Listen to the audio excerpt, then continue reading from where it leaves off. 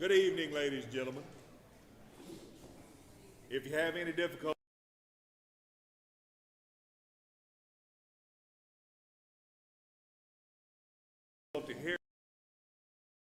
hearing me, I will adjust this microphone, but if I don't have to, I'd rather not, because there's some people going to be coming up here that's a little closer to the ground than I am. You think I need to raise it just a little?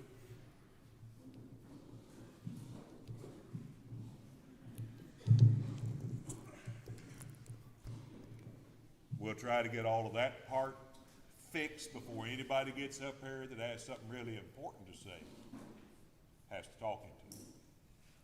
I'd like to welcome you here tonight. My name is Gary Wyman. I'm going to be your moderator tonight. Farm Bureau has spent several years doing this little Meet the Candidate Forum. We're proud to do it. We like to do it. I want to make sure that everybody understands something right off the bat. At the state level or at the local level, Farm Bureau has not endorsed a single candidate that's going to talk to you tonight. Now, eventually we may, but we haven't yet. So I want to make sure that everybody knows that's all squared away. First thing we're going to do tonight to begin is I'd like you all to stand with me, give a salute to our flag.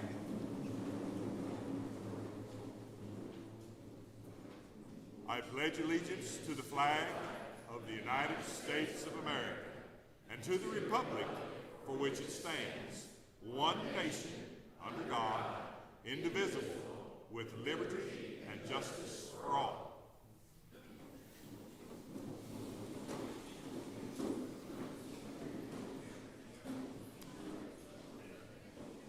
Again, thank you folks for coming tonight. We have a few folks in the audience that we need to introduce prior to getting started tonight. We have some county officials that are here that are not running for office this year. They just want to make sure that you know who they are.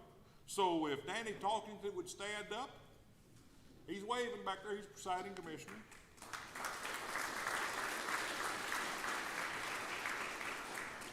Cecil Weeks over there is serving as our clerk.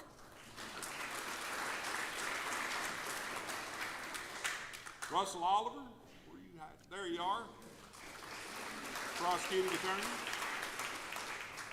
And our circuit clerk, Paulie Yancey.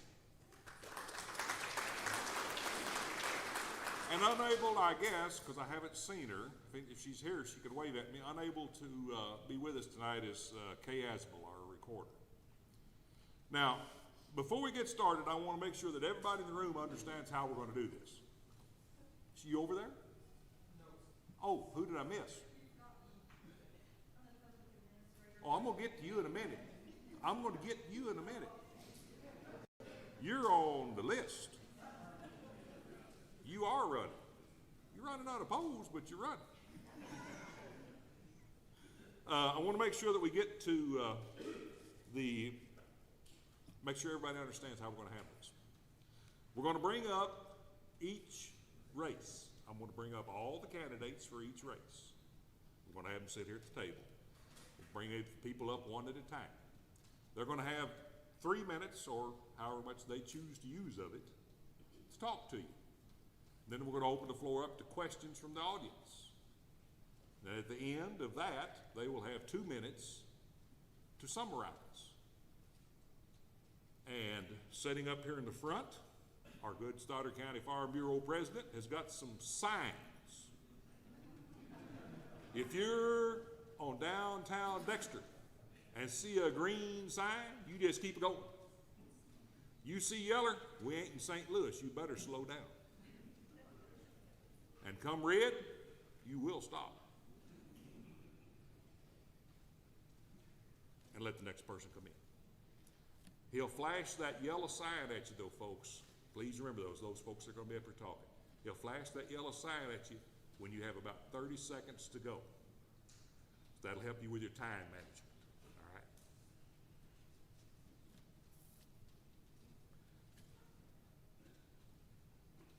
First off tonight, we have something that we haven't had in quite some time.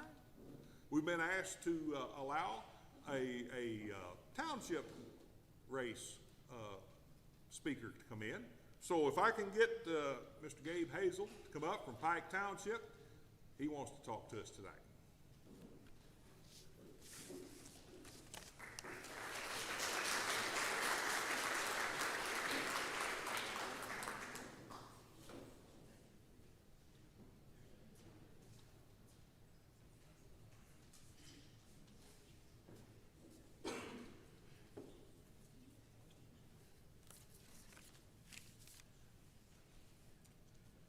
First, I'd like to thank the Farm Bureau for hosting this event and my wife for watching our kids so I can be here with you tonight.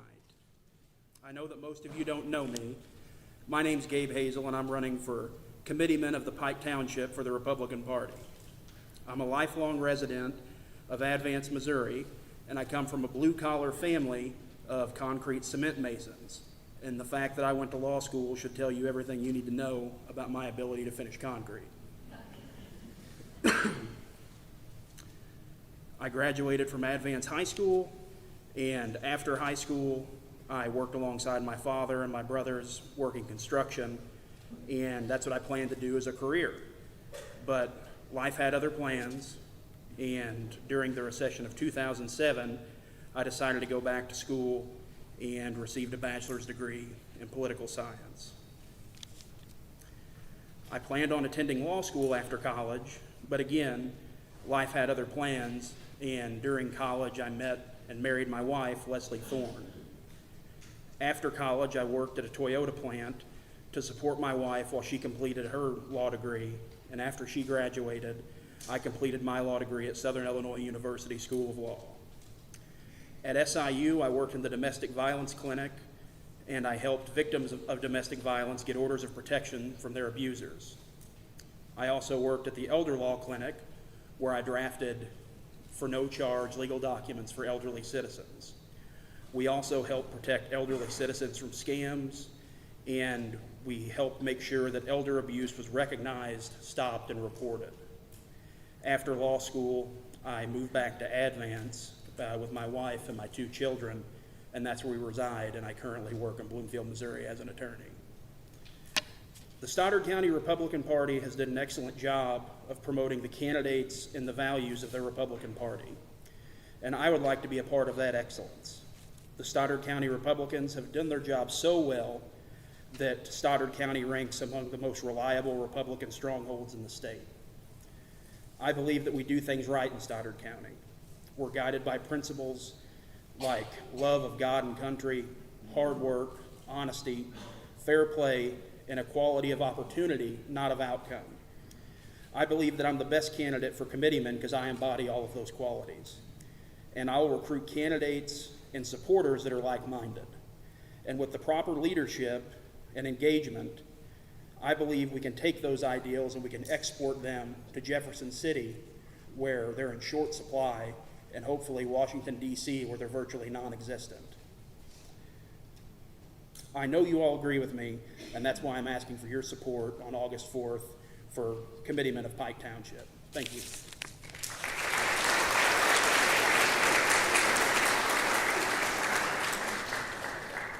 Probably not a lot of questions for a township committeeman. If you just have any questions about me, my favorite sports, foods, anything, go ahead. All right. What's the job of the committeeman at the Pike Township? What's that? What is the job of the committeeman at the Pike Township?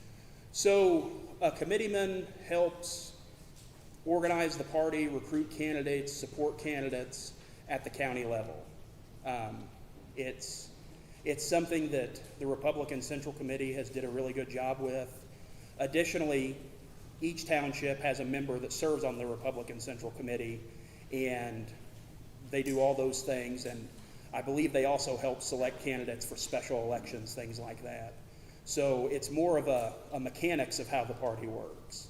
And again, I think they've did an amazing job. You can look back historically, Stoddard County was about 50-50 Democrat, Republican. I think now it's sitting at somewhere 80-20 or 85-15.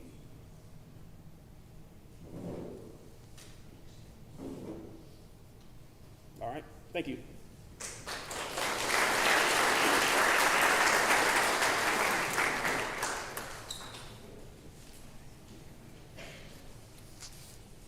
Moving on to our county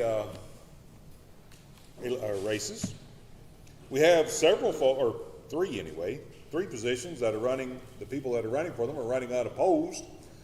To my knowledge, two of them are not here, assessor and surveyor. But, as I said a while ago, the public administrator is here.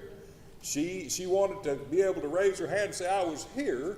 She said, I really don't need to talk. Nobody's running against me. Well, I will say this. You have an extremely important job. And I thank you for the work you've done in it in the past. Now, as we move forward, give her a round of applause. As we move forward into some of the contested races tonight, I just want to say this beforehand. Make sure that you put your best foot forward. I don't want to know what's wrong with everybody else. I want to know what's right about you. That's why we're here tonight.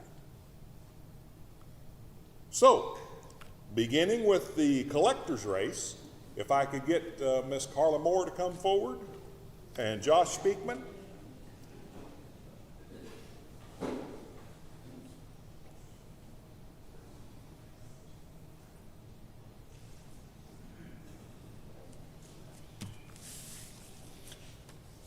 Now, while these folks are coming up, you just have a seat, don't you guys? While these guys are coming up, I want to make sure that you understand what I'm going to do for each race. I'm going to bring both or however many candidates there are all up at one time. And we're going to let them each speak alternatively. They'll have, as I said earlier, an opening statement, time for questions, and time for a closing. And then the next candidate's going to get to speak. We've got several people that need to speak tonight, so we've got to move things along. The other thing I want to apologize for, because I have been called on this already, is that the order that I have got these folks sitting in and speaking in probably isn't the order that they're going to appear on the ballot. That's because the ballot that I looked at was an early ballot, and they were all listed alphabetically. So that's the direction we're going to go, is alphabetically for each race, which means, Carla, you get to speak first. Good evening. I am Carla Moore. I'm your Stoddard County Collector and Treasurer. I'd like the rest of the slate of candidates appreciate Stoddard County Farm Bureau for letting us the opportunity to speak on our qualifications and offer for those of us who are incumbents the success that we have had while serving our county residents. I have run the Office of Collector Treasurer in a responsible and effective manner. I have always submitted to the Stoddard County Commission a workable budget that is responsible and respectable to our tax-paying citizens of Stoddard County. I have worked with the various commissioners in making adjustments when needed. In the past, I have returned to Stoddard County out of my budget enough money to pay for the Stoddard County Assessor's GIS software, which was used for mapping of property parcels, which saved $150,000 for the assessment fund and for the general revenue. That allowed the commissioners a cushion in preparing their annual budget. I have also assisted in the purchase of equipment for the Stoddard County Recorder, the Public Administrator, and the County Clerk's Office. I've offered to Stoddard County Presiding Commissioner Greg Mathis additional money from the Collector's Maintenance Fund when the county was purchasing soft match money, which is used for the county portion of bridges and replacement in our township.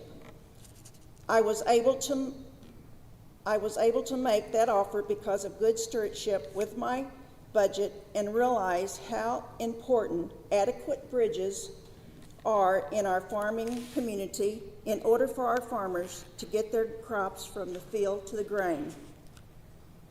When several of our Stoddard County law enforcement officers were going to lose a portion of their monthly salary because of change in rules that governed the grant that was paying that portion, I offered money from the budget to make up the difference.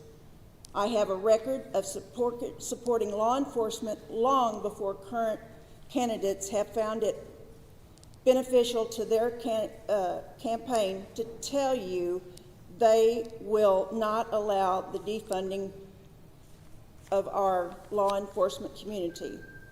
I asked you to fact check any statement that I have made and to provide the names of another Stoddard County elected official that has voluntarily used money from the budget. Oh.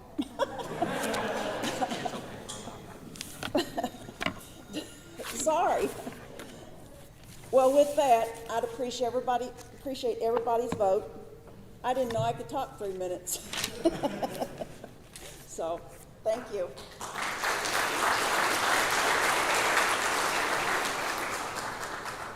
Do we have any questions?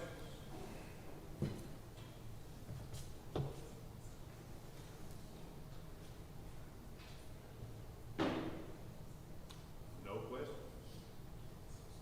Now, Carl, you've got 2 minutes to sum up if you would like. So you can continue your I'll finish. If you want to fact check me on anything that I've stood up here and told you about with my budget, you're welcome to do that. I look forward to the time between now and Election Day to show the voters of Stoddard County the difference between myself and my opponent. Anyone can say that they are conservative in order to deceive the public in order to get votes. I have the experience, knowledge, and proven track record to ensure that the office of Stoddard County Collector Treasurer is run in a conservative and a respectful manner of the citizens of Stoddard County. As always, I would appreciate your vote and look forward to continue serving the residents of Stoddard County. Thank you.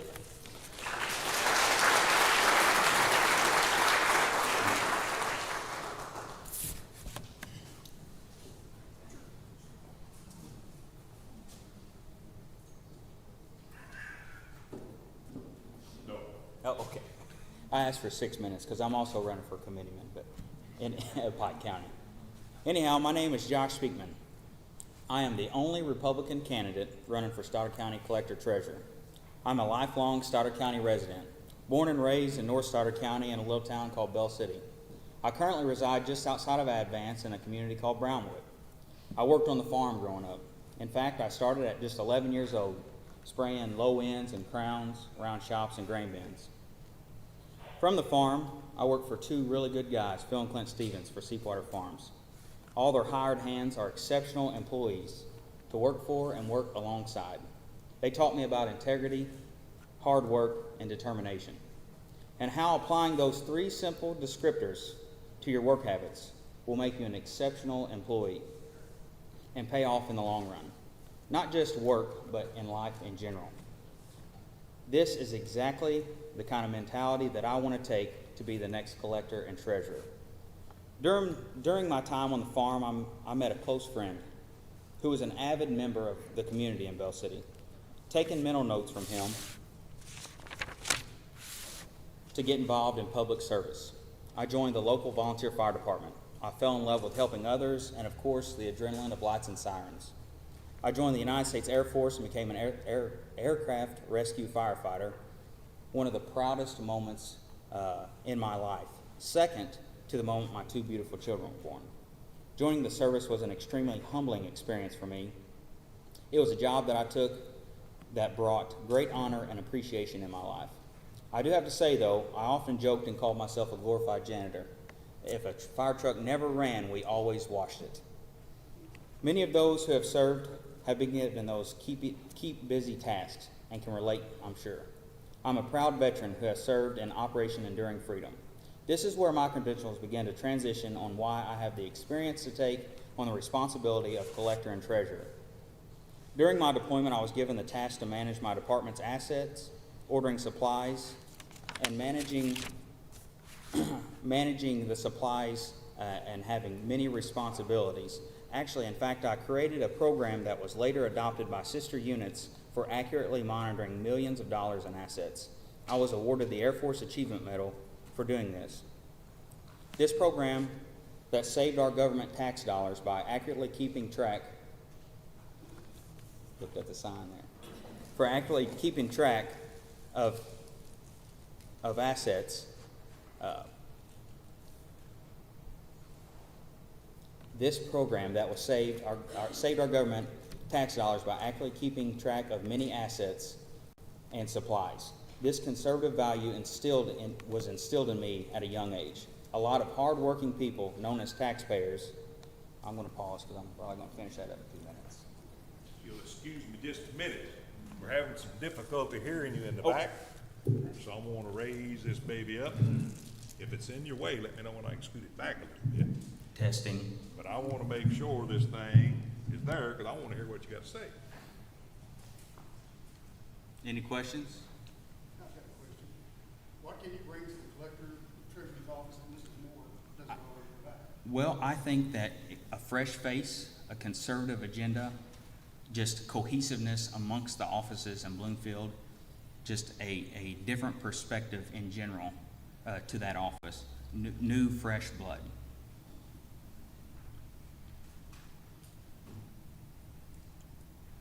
Any other questions?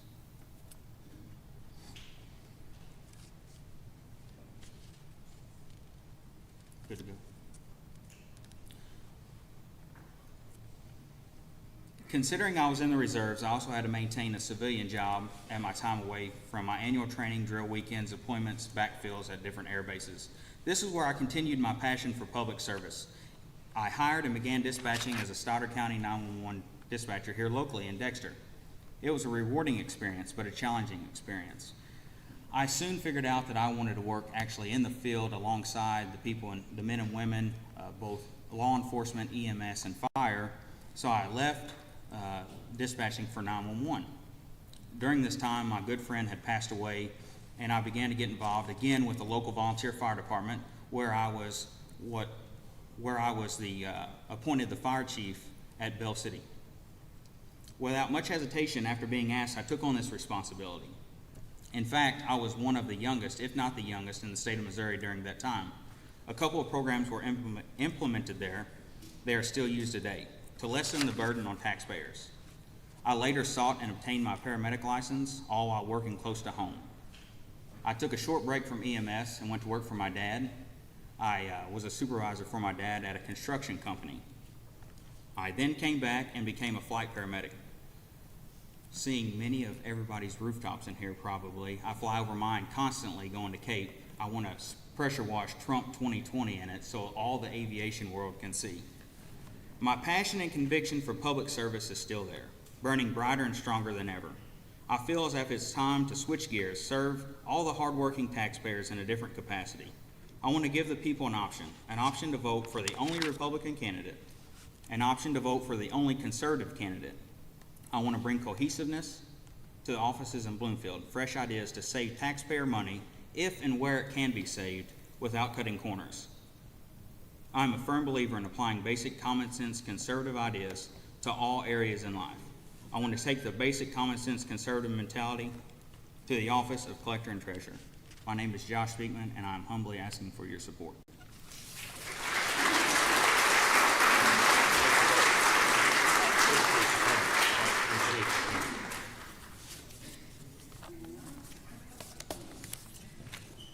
First off, let me just say that these two got to be the guinea pigs.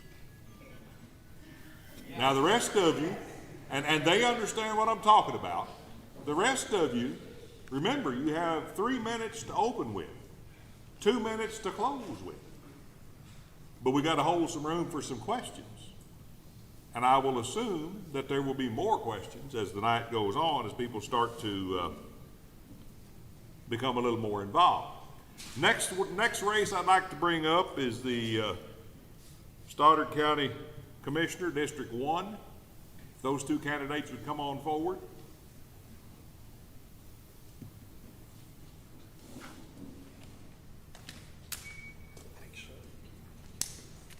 And again, I will apologize, but they're going to speak alphabetically. And so that means that Mr. Steve Jordan gets to speak first.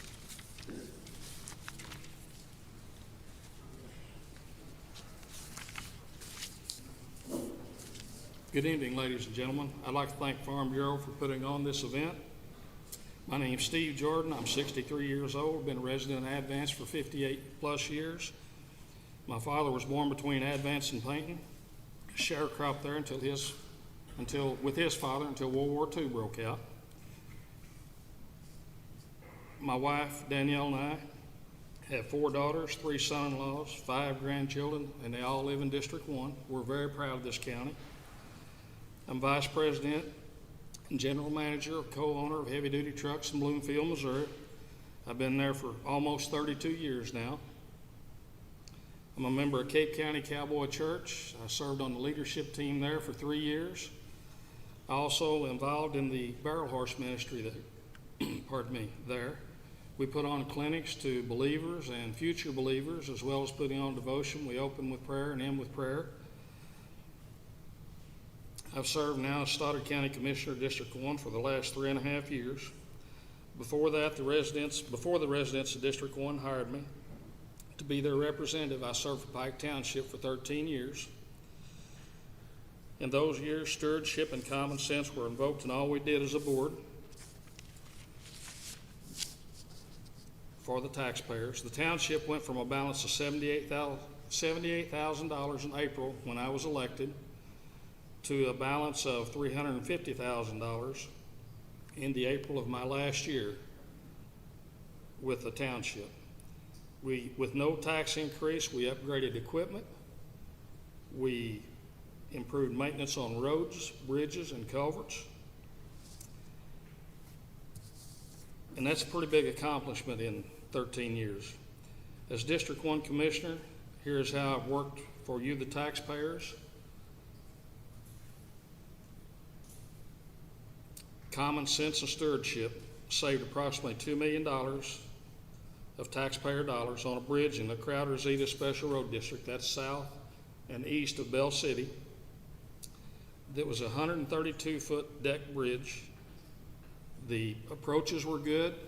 The deck was good. The pilings were the problem. They had rusted out. I suggested that we repair the bridge. The other 2 commissioners worked with me on that. We hired Smith and Company to design that, and they came up with a plan, and we saved, like I said, $2 million and extended the life of that bridge for about 25 years.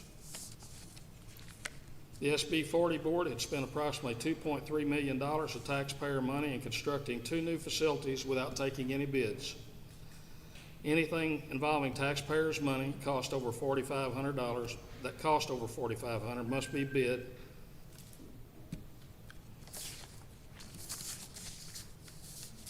Adjust your microphone again. Okay, is it falling down? Let me Because see. it keeps falling down, and I don't want this thing to fall down.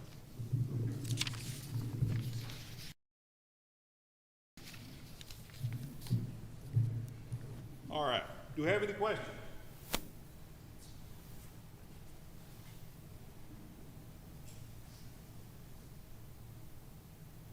Any questions at all? Okay, I'll finish what I started then. Like I said, anything that's spent that cost over $4,500 must be bid unless it's an emergency situation. I made a promise to each of those board members, and I'm not a public speaker, as you all can tell, but that not one of them would be appointed back to that board on my vote. We have now got that board spread out, not just Dexter and Bloomfield. Now you have Bloomfield, Advance, Bell City, Dexter, Dudley, and Puxico represented. It was a county organization. It was never meant to be tied down to two towns.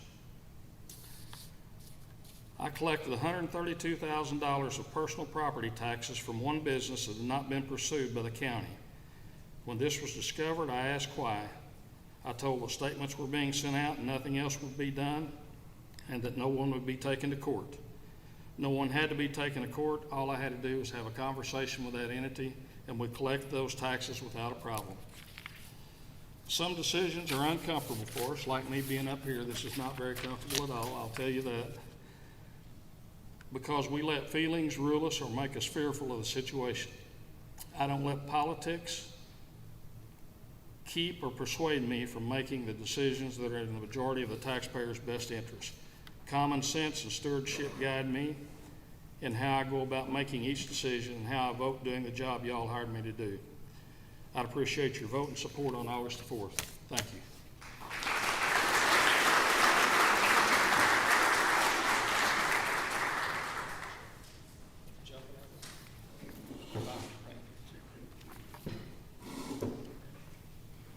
Good evening.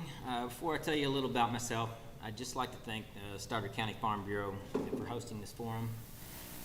My name is J.W. Mattingly, and I'm running for Associate County Commissioner of 1st District of Stoddard County. To give you an idea of who I am a lifelong resident of Stoddard County. I'm a firm supporter of the Second Amendment, I'm pro-life, and I'm a staunch supporter of law enforcement and military. My parents are Wiley and Betty Mattingly of Dudley and Puxico area. My absolute rock for over 10 years is Lauren. My daughter Reese back here 9 years. They're everything to me. There's no title that's greater than Dad. I'm a class of 2000 graduate of Puxico High School. I continued my education at Southeast Missouri State University for both my bachelor's and master's programs, majoring in criminal justice and political science.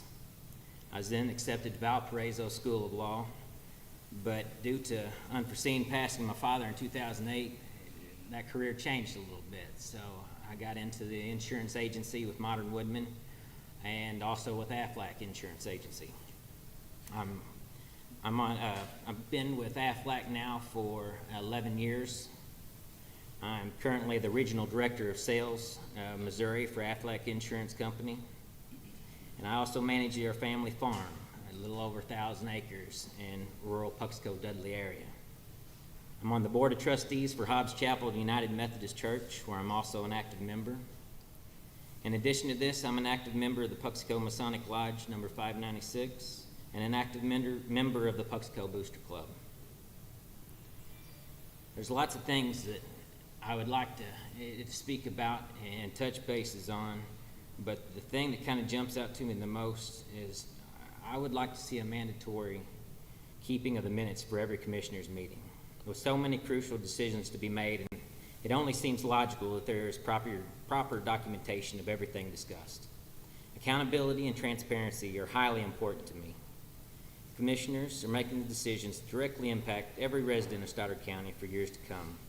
And providing documentation for each of these decisions helps allow every citizen with the knowledge of why these decisions were made. Some of the most important duties that basically come along with this position is without a doubt budgeting and the monitoring of spending. We're a county comprised of mainly rural communities who deserve the absolute best we can provide. But it is also important that we do so without needing to raise taxes or cut vital positions. I reiterate how important it is to remain focused on the needs-based spending, especially during today's ever-changing times. With COVID, you never know what's going to happen, and we also don't have a clue what's coming tomorrow. I feel that I'm... Questions? I just have one comment. Can you gentlemen both state your names again? I'm J.W. Mattingly. He's Steve Jordan. It's all right. No, that's all right. No problem. Any other questions?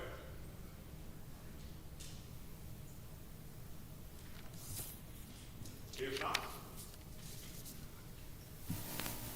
Try to get into why do you feel that I'm kind of the best candidate for this position. Well, I'm a lifelong resident of Stoddard County, as mentioned. I'm a current business owner as well. I'm looking to provide the First District of Stoddard County with an advocate to the people that is accountable and willing to bring a common sense business strategy to the taxpayers of the county. I will always be accountable, I'll always be approachable, and completely transparent with all its residents. Like I mentioned, the biggest challenges of this position is that we're comprised of several smaller populated communities that have limited resources. In today's changing times, it is necessary to focus on the needs-based spending, which allows us stability for years down the road. A focus on industry and infrastructure growth is prevalent, but we must make sure that we are not setting ourselves up for failure in the years to come. Another example that I would like to look into for possibly boosting the industry in our county could be the interest in trade schools to give younger people an alternative to college. College isn't always the answer for it. I'm sure there's lots of things that have come up throughout this job that I don't know about, but that's also something that I look forward to. I want to be those eyes, that fresh set eyes. I want to bring all new ideas that can be, and I promise you that you will be able to come to me and approach and talk to me in any manner. I look forward to helping everyone that I can, and I look forward to your vote on August 4th. Thank you.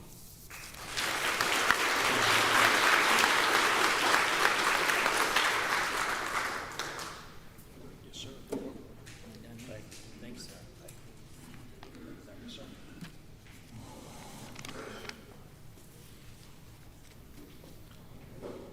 Next, I'd like to bring up the Commissioner District Number 2 candidates. There are 3. Greg, are you telling me I'm a little light on the voice? Can everybody hear me all right? Or do I need to raise this? Okay, good. If I can bring up all 3 of the Commissioner 2 candidates.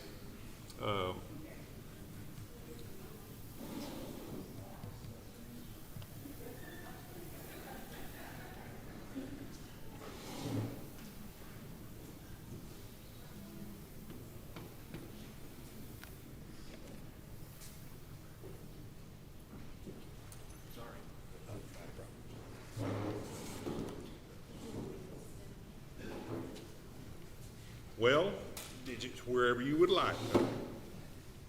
Again, I have been told on this race that I messed up. It's all right. I got big shoulders, I'll take it. We're going to first ask Mr. Willard Adams if he would come forward and speak, and then Carol Jarrell will be second, and then Jeff will be third. Okay?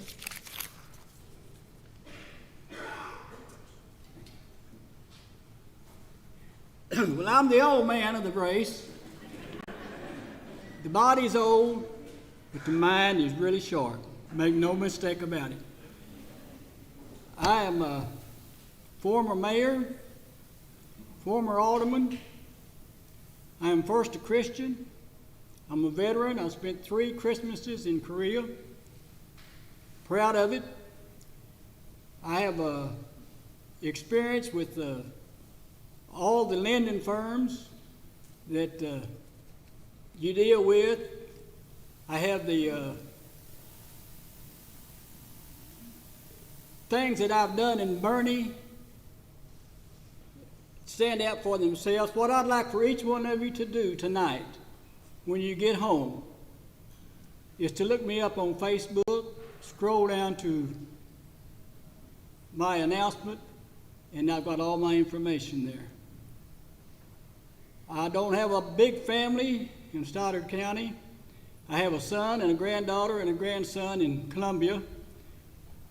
Marty Averett is my son-in-law. Nurse Lynn at school is my daughter. Colton Averett is my grandson, and my eldest grandson is Jordan Averett back there, and he's my bodyguard tonight.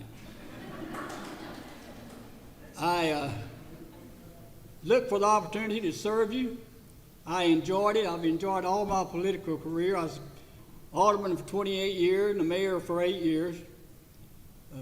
I've dealt with budgets. I've dealt with losses and gains and profit and loss.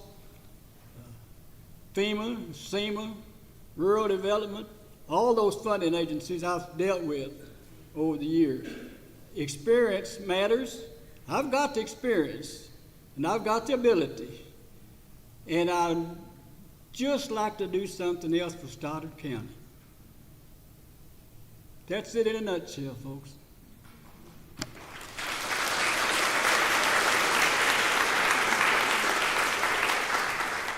Do you have any questions from the floor?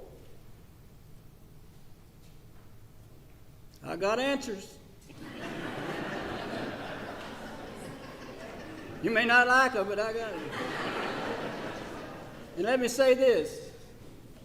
All decisions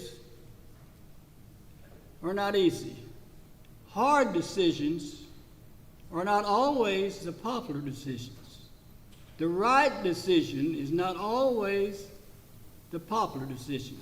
I don't have a problem making a hard decision. Anybody? Anything? Go on Facebook and check me out.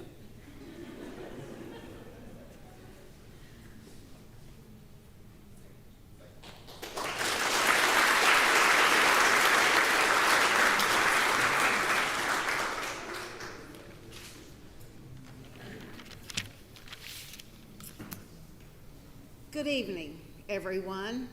It's quite a crowd we have here tonight, a little different than our usual Meet the Candidate. But it's good to see everyone that is interested in what's going on in our county and coming out. I want to thank Mr. Wyman. I want to thank the Farm Bureau for hosting this, and I want to thank the Gathering for opening their doors so that we could all meet here. I am Carol Gerald, Stoddard County Commissioner of District 2. As your Commissioner of District 2, which is Liberty Township and Elk Township, I would like to assure you I will continue to work hard for you, listen to you, and be a voice for you, the people. I will see to it that your tax dollars are always spent very wisely and conservatively. I will never vote to spend your tax dollars for things I do not feel is necessary or can't explain the purpose of it. Being your commissioner for 11 and a half years, I am what my record says I am. I feel I have the experience and knowledge to keep Stoddard County solid and in good shape and financially solid also. I want to thank the citizens of Stoddard County for voting to keep the use tax in place, also for voting the 1/2 cent sales tax for the sheriff's office and deputies, and the 1/2 cent sales tax for the new jail that is now being built. I want to thank Brown Construction for working or doing this new jail, and they're progressing really well. I am asking for your vote and support on August the 4th, which is the primary election. I thank you all for your support and vote in the past, starting in 2008, when I started this journey as Stoddard County Commissioner of District 2. A quote from my cousin, Dale Lowe, who retired from the Poplar Bluff Police Department. He said, "I have always tried to do it right." I have always tried also to do it right. May God bless each and every one of you, our county, and our great US of A. Thank you very much.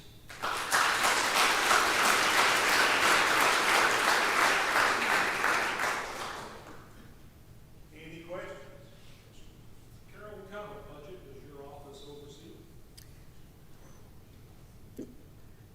Right offhand, I can't, off the top of my head, we are $64,000 more this year than we were at the same time last year, and I think it was around $8 million is what we figured for the end of 2020. We never overestimate our revenue. We always try to stay below. We never try to overestimate because we always want to come out on top and never operate in the red. We like to have a surplus at the end of each year. And I will have to say this, if I may. Our budget, we balance our budget at the end of every year and then do our new budget and usually have it certified by about the second and half week of January. I want to say that our office holders are very conservative in their spending, and they have really done a good job of keeping under their budget also. And if they ever need something that is very important and they don't have the funds for it, we commissioners do see to it that they get what they need to keep their county or their office running smoothly. So the 64,000 that you were mentioning in the beginning, that's This is revenue that we have gotten this year more than what we had last year at this time. So our revenue is doing pretty good. Any further questions? Ms. Carroll, as commissioner, what are your primary jobs and what are your greatest accomplishments?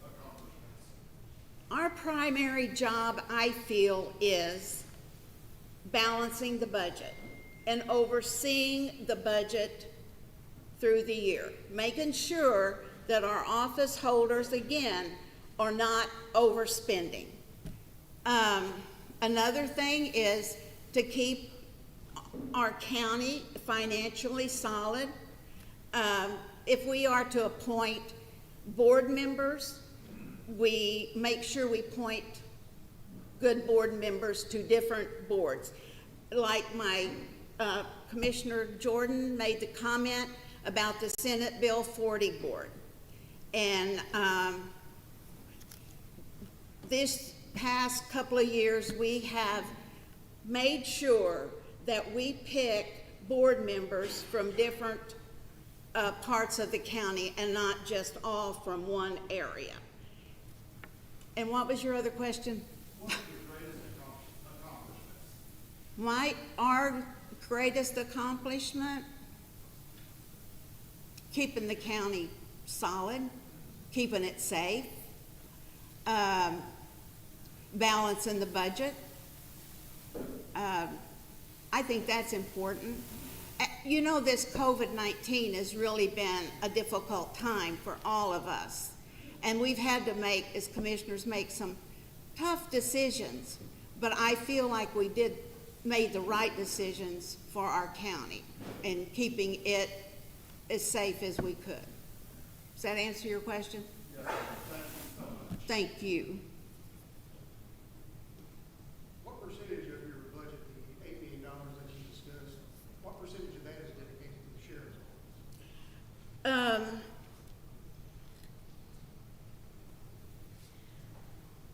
If I got my figures right, and remember, our sheriff's department had $2.3 million budget. When we passed the half-cent, or not when we, but when all of you voters passed the half-cent sales tax, we figured it would generate about $1.4 million. Now, we knew that that half-cent sales tax was not going to fully budget the sheriff's department. So, anyway, I'm sorry. You can see me afterwards. You have 2 minutes to summarize. Can I finish what I was saying? Sure, 2 minutes. So we made an agreement with the sheriff's department that we, like I said, knowing the 1/2 cent sales tax would not cover everything. So we agreed that we would pay a half of the salaries, prisoner medical. You know, they come in, they get arrested, they come in, they're always sick, or sometimes women are pregnant and they've never been to a doctor or had medicine. So prisoner medical is pretty high sometimes, but we take care of that. And then the board of prisoners, which I think it's like $19 per diem a day, and we are supposed to get reimbursed for that from the state, but they are way behind. I don't know if they'll ever eventually catch up. So that's basically it. You're more than welcome. I hope I answered it correctly for you. Again, I would really appreciate your vote to reelect me for Stoddard County Commissioner of District 2. I have been honored, and it's been a privilege and an honor to serve everyone in Stoddard County. Thank you so very, very much for listening to me.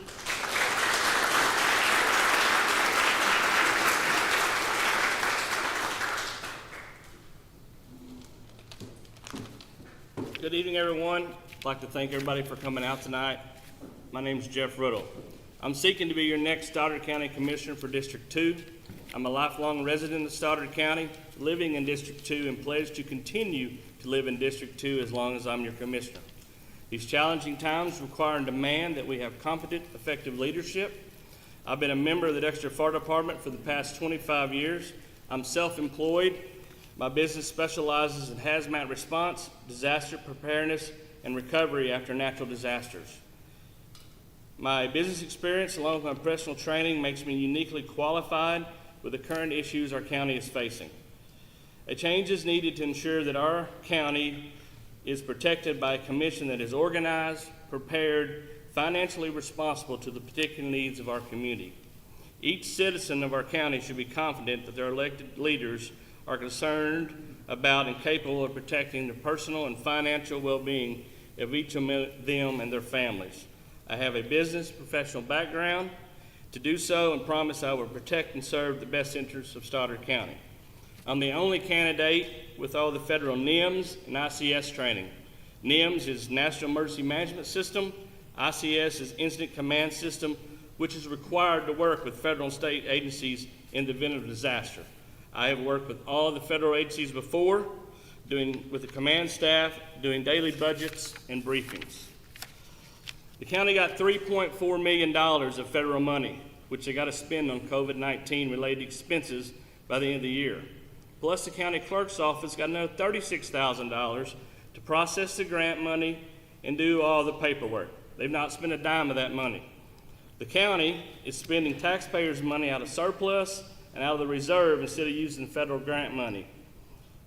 They should set aside $100,000 of that $3.4 million for antibody testing, another $450,000 of that for small businesses. Set up a grant process where they can apply for it to help their business operate in day-to-day operations. Other counties across the state is doing it. Mrs. Gerald and the current county commissioners was 2 to 3 weeks behind the 8 ball on the COVID-19 pandemic. She's offered no leadership to the citizens of Stoddard County or her district. She's failed to protect the citizens of her district. They should have been rapidly testing the people. Other counties like Butler, Dunklin, Cape, and Perry all have in-house training. Stoddard County in-house testing. Stoddard County does not. They should have bought our own machine. There was plenty available in the very beginning of this. And I also believe the weekly county commissioners meeting should have a call-in phone number set up for the citizens can call in and ask questions or listen. The meetings need to be more open, transparent, as it was in the past, keeping everyone informed.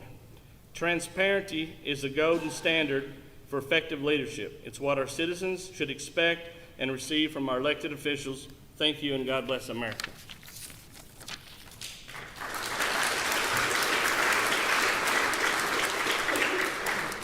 Any questions?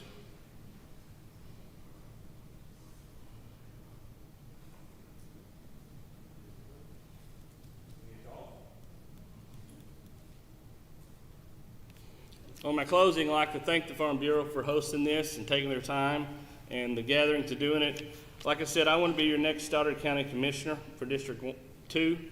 Like I said, my business experience and professional training makes me uniquely qualified to deal with the challenges facing our county. If anybody has any questions, I'll be free to answer them anytime. My phone's always on. Thank you.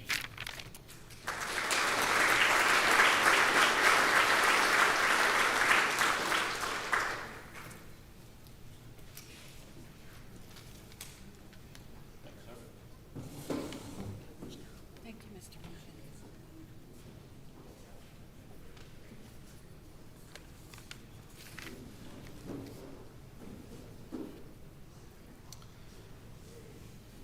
At this time, I'd like to ask the two candidates for Stoddard County Sheriff to come on up.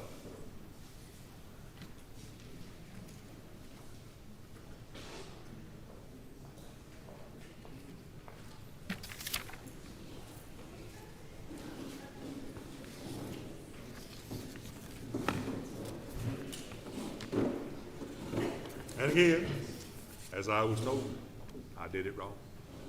But this is the way we're doing it tonight. So, Sheriff Evans.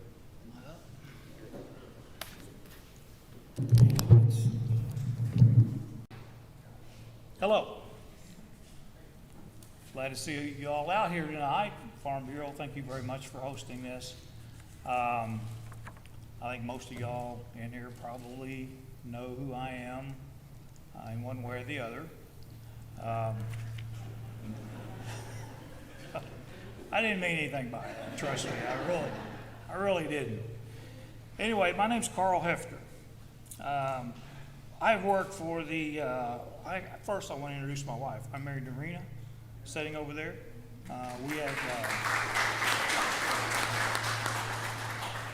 We have 3 children, 6 grandchildren. Love every one of them. I've worked for the Sheriff's Office since 1993. In November of 2004, I was elected Sheriff of your county and took office January 1, 2005, and I've served in that position ever since. I've always served the county with honesty, integrity, professionalism, and always had the best interests of you, the citizens, in the forefront. I'm a lifelong resident of Stoddard County. I was born and raised on a farm. I currently live on a farm now. I'm just an old country boy with country values. You know, it's God, family, and country. That's what I stand by. I'm a pro-life supporter. I'm pro-Second Amendment in that I don't believe that our right to own and bear arms should not be infringed upon. I stand by that, and I will protect that Second Amendment right. Sheriff of Stoddard County, I've not dodged my duties, and I've always ran the office of sheriff and jail in the utmost honest and moral manner. I've always been transparent. Never tried to cover anything up that may have had a negative reflection on our county or our citizens of this county. I strongly support our farmers and businesses because they're a vital part of our community. I'm out in the community every day, whether it be having lunch with someone, some of you good people, or just I'm out on calls for service. I don't sit behind a desk. We work drugs in our county. We've always worked drugs. I sit on the board of directors of the SEMO Drug Task Force. I have a deputy that's appointed, that's what he does full time. He works for the Drug Task Force. We actively pursue sex offenders, always have. We have 133 registered sex offenders in our county now. 0 non-compliant. They're all compliant. Last audit, 2 weeks ago. We have a lot of programs for our schools. We have dairy in all of our schools now.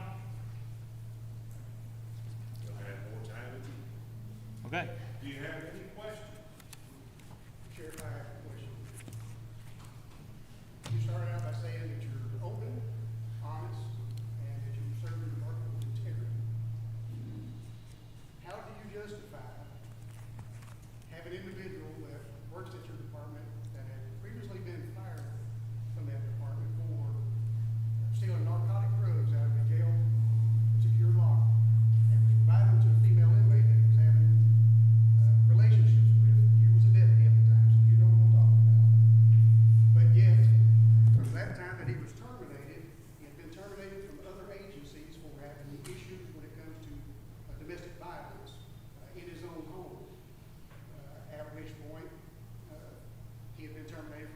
other jobs as a reference to that.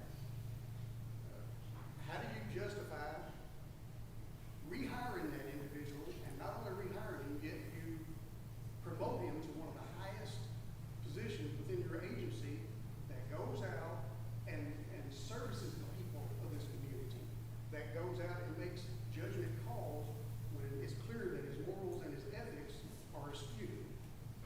I would like to hear an answer to that. I have no idea who you're talking about. Would you like me to name that person?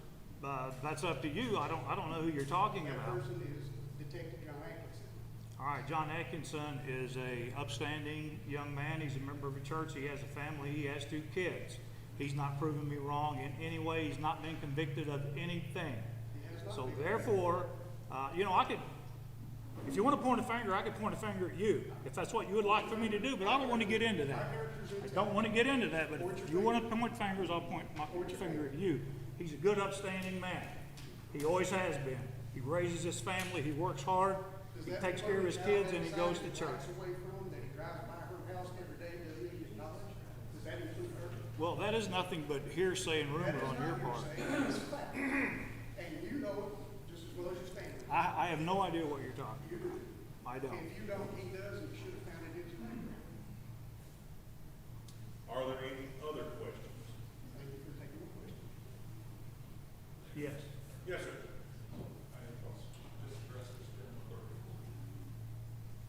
Mr. Evans, Yes. I've known you for quite some time, Correct. probably my whole life. Probably our whole life, yes. That's right. Do you intend to continue to serve the people of Stoddard County as a sheriff that we can go to with any kind of issue, and you will help us in resolving that issue and that problem? You've always done it in the past, and I want to hear what you've done. Well, absolutely, I've always done it. I've been sheriff for 15 years and 8 months, and I never knew we had a problem. I didn't know we had a problem. People come to me every day, almost every day. I get cards, letters, thanking us for what we do and how we run our sheriff's office and how honest we are.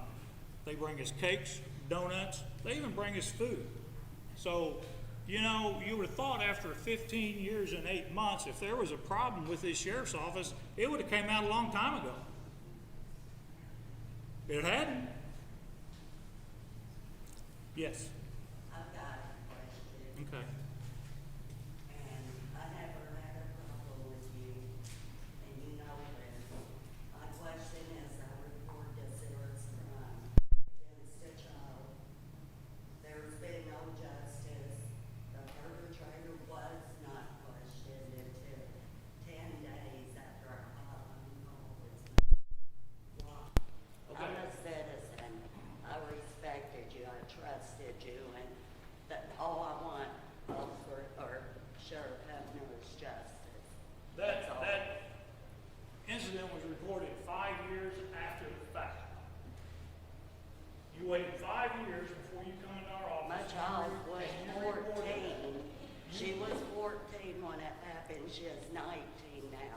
You waited 5 years to come into the office and report that. I didn't know about They've done the it. investigation. If I They knew didn't about it, I Hold on. would have come. Let me answer the question. You asked me the question, I'm gonna answer. Well, don't make it unnatural. It is factual. It's factual. That is fact. It's documented by record.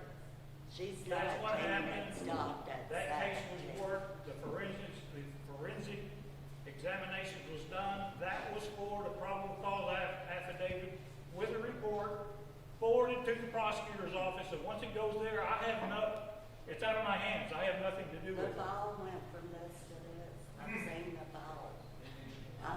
That's what my only issue with You have said in my Sheriff. office time and time again, and I've explained that. You talked to me. Once we do the investigation, once we do the report, we do the probable cause affidavit, we send it to the prosecutor's office, and we're done at that. But there was nothing in the report you sent. Excuse me, time for questions. Yes, Mr. Sutton. All right.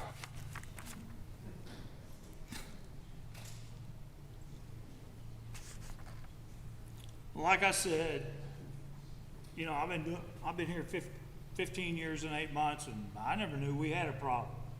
I mean, no one's come to me and voiced anything to me until tonight. I don't know why they waited tonight. It was such a big problem. It should have been addressed before. But let me tell you what kind of department I have, what kind of sheriff's office I have. When this COVID thing come down, you know, I got 32 full-time employees at the sheriff's office. When this COVID thing happened, and everybody was very nervous, and everybody was scared, and I understand why that happened. But you know, there was not a single one of my people come to me and said, Sheriff, I'm uncomfortable working. We don't have protective equipment, which we didn't. And I'm talking about corrections officers, dispatchers, office help, and deputies. They continued doing their job. They never missed a day. We were there together the entire time. We've yet today to ever take any time off because of COVID, because they're devoted to their job. They're devoted to you people. They're heroes, is what they are. Because they went out every day, unprotected, never missed a day of work when other people were taking a week at a time off.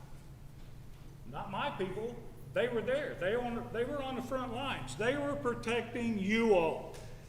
Whenever they would get a call, an emergency call, and the caller would say, by the way, there's someone in this house sick and we don't know what they got, guess what? My people went. They went. They were unprotected. They had no mask. They had no face shields. But they didn't think about themselves. And they all got families at home. They all got kids. John, you got kids. You all got kids. You all went. They went to protect you. That's the kind of people they are. That's the kind of sheriff's office we have.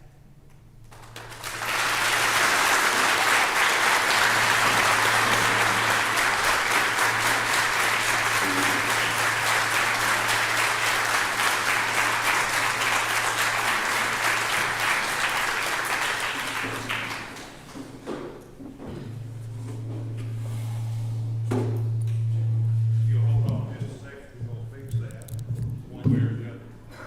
All right. See, we'll go you back just a little bit. Try that. All right. Can you hear me in the back? First of all, John, I'd like to say that I'm sorry that question was asked. That should not have been asked. I'm going to approach that at the very end, so if everybody wants to stick around, we're going to have it.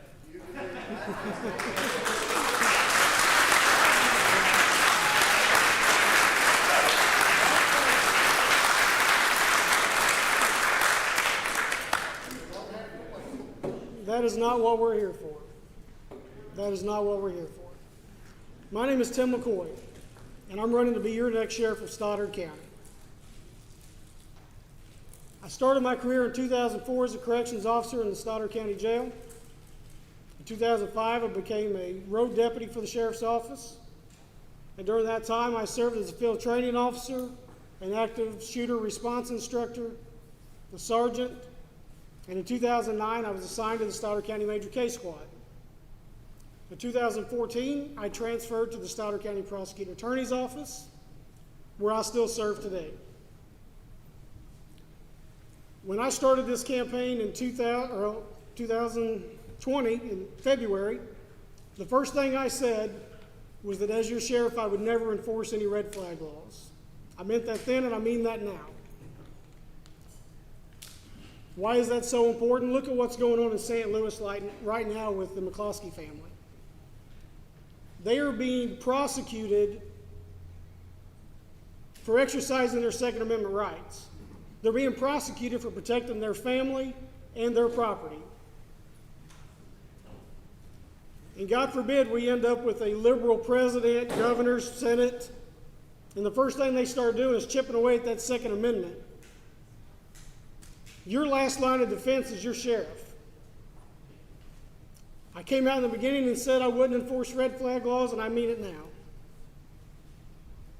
But what I will start doing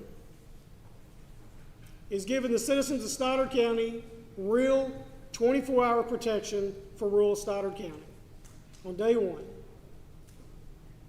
We will begin working DWI investigations to make our roadways safer from those that may be driving under the influence of drugs or alcohol on our county roads. And we will also do mandatory routine sex offender compliance checks on a regular basis, not just at election time.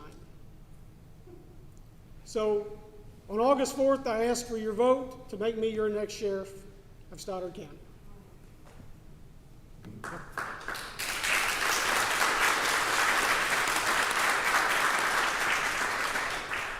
Do we have any questions from the audience? Yes. Tim, if you're elected, are you gonna be your own man, or is somebody up there gonna pull your strings? I assure you that I'm running this campaign on my own, and I'm doing it for the citizens of Stoddard County. I am my own man, I assure you.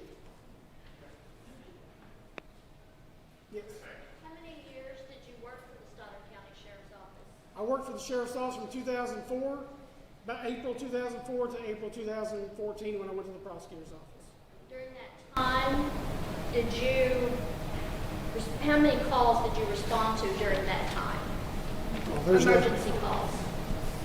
There's no way to know the exact number of that. In your last 4 years there, how many did you respond to? Everyone I was dispatched to.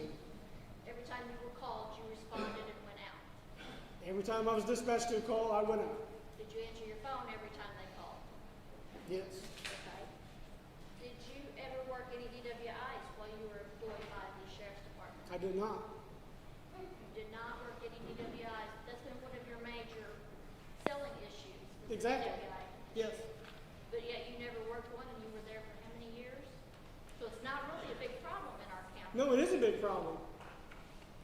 I was not the sheriff. I could only do what I was told. Working. I was not able to get the certification I needed to do that. And when your sheriff tells you that we're not going to do DWIs because we lose votes, it's kind of hard to work DWIs. I find that hard to believe, but I was there. Yes. Tim, were you ever let go from Stoddard County Sheriff's Department? Were you ever fired? I was not ever fired. You weren't ever fired? Never And fired. you never got hired back? Absolutely not. You should know that being a commissioner. Well, You should know that was that- before my time, so let's not go there. I didn't know that. And- But I have a question. Sure. Did you not want to storm a house with one person in it, and you were taken back to your car? I have no idea what you're talking about, Steve, and I'm pretty sure you don't either. Well, I think I do. Pretty sure I do. When was that? Where was that? I'm sorry? When and where was that? Well, I don't know the date. Exactly. Where? Next question. Andy Olin. You said you never worked in DWIs. Yeah, you know that. Well, what if I were to tell you, if you look right there in that folder Carl's got on his desk, there's 2 DWIs you worked? That I worked? Yes. And the sheriff or in the BAC. Well, let's look at them.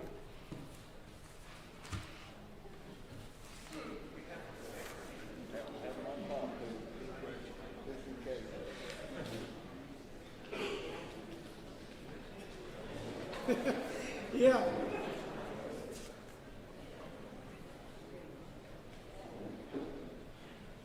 And as you well know, Carl, being the sheriff, you knew that I was not trained in field sobriety tests, right? I ran the VA. Was I trained in field sobriety tests? You should have got it in the academy. Was I? Did I give you a certificate? If you They must- didn't. if So- if you didn't get it, then you missed that day at the academy because we all got it. Yeah, okay. Well, then you can look back at the records and see if I have a certificate for it. You certainly worked it and filed it with the prosecutor. And it didn't go anywhere either, did it? Because it didn't hold up in court because it wasn't done properly because I didn't have the training and the experience to do it. Bottom line. You know that. The bottom line was you said you never worked it, and there's proof that you did. There was no field sobriety test done on either one of these, and you know that. Excuse me. Answer questions from them, I'd say. Well, I just want to make it clear that these were not DWI cases, okay? This guy was never charged. for DWI. I was not trained in field sobriety, so anything that we done, I wasn't going to let a drunk driver go. He wasn't really charged for DWI, but I'm not going to let a drunk driver just go back home. So yeah, he went to jail, but it didn't go anywhere because I was not trained to do it. But when I'm sheriff, the deputies will be trained to do it. Okay, this is a whole different question. So based on the size of Stoddard County, I know it has to be an issue to have, for our sheriffs to be able to be everywhere they need to be all the time. Absolutely. Do we actually in Stoddard County, I guess I should ask Carl too, do we have enough officers to actually police our county, the way it needs to be, or is that something that our Yes, if we county- get rid of the unnecessary desk jobs and put those deputies back on the road, we have more than enough. So that was gonna be my question, what would be your steps that you would take, you know, if there needs to be changes, how would you address that? Well, there's a lot of changes that need to be made, but we're going to start with taking desk jobs that we don't need because there's other people that do those jobs. So we have multiple people doing the same job. So we restructure the office. We take those people out. We put them back on the road. In rural Stoddard County where people really need them the most, and then we can have real 24-hour coverage, protecting our farmers from farm thefts, protecting our roads from drunk drivers, and making Stoddard County safer. So when I'm elected sheriff on August 4th, those changes are going to be starting to be made day one. So I appreciate your support and I appreciate your vote on August 4th. Thank you very much.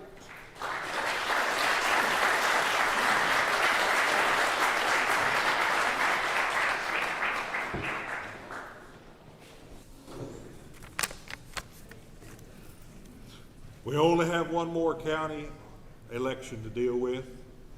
I would like to bring up the two folks that are involved in the coroner's race.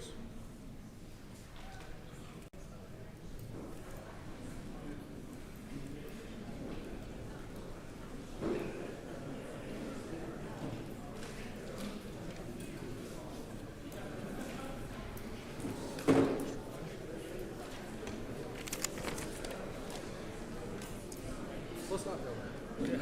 Right, I agree.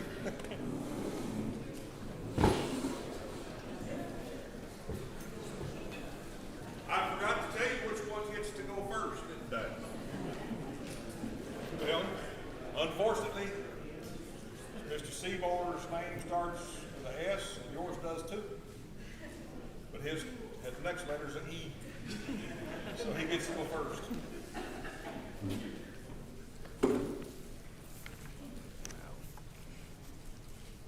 I'm Don Seymour. I'm running for the Stoddard County Coroner of Stoddard County.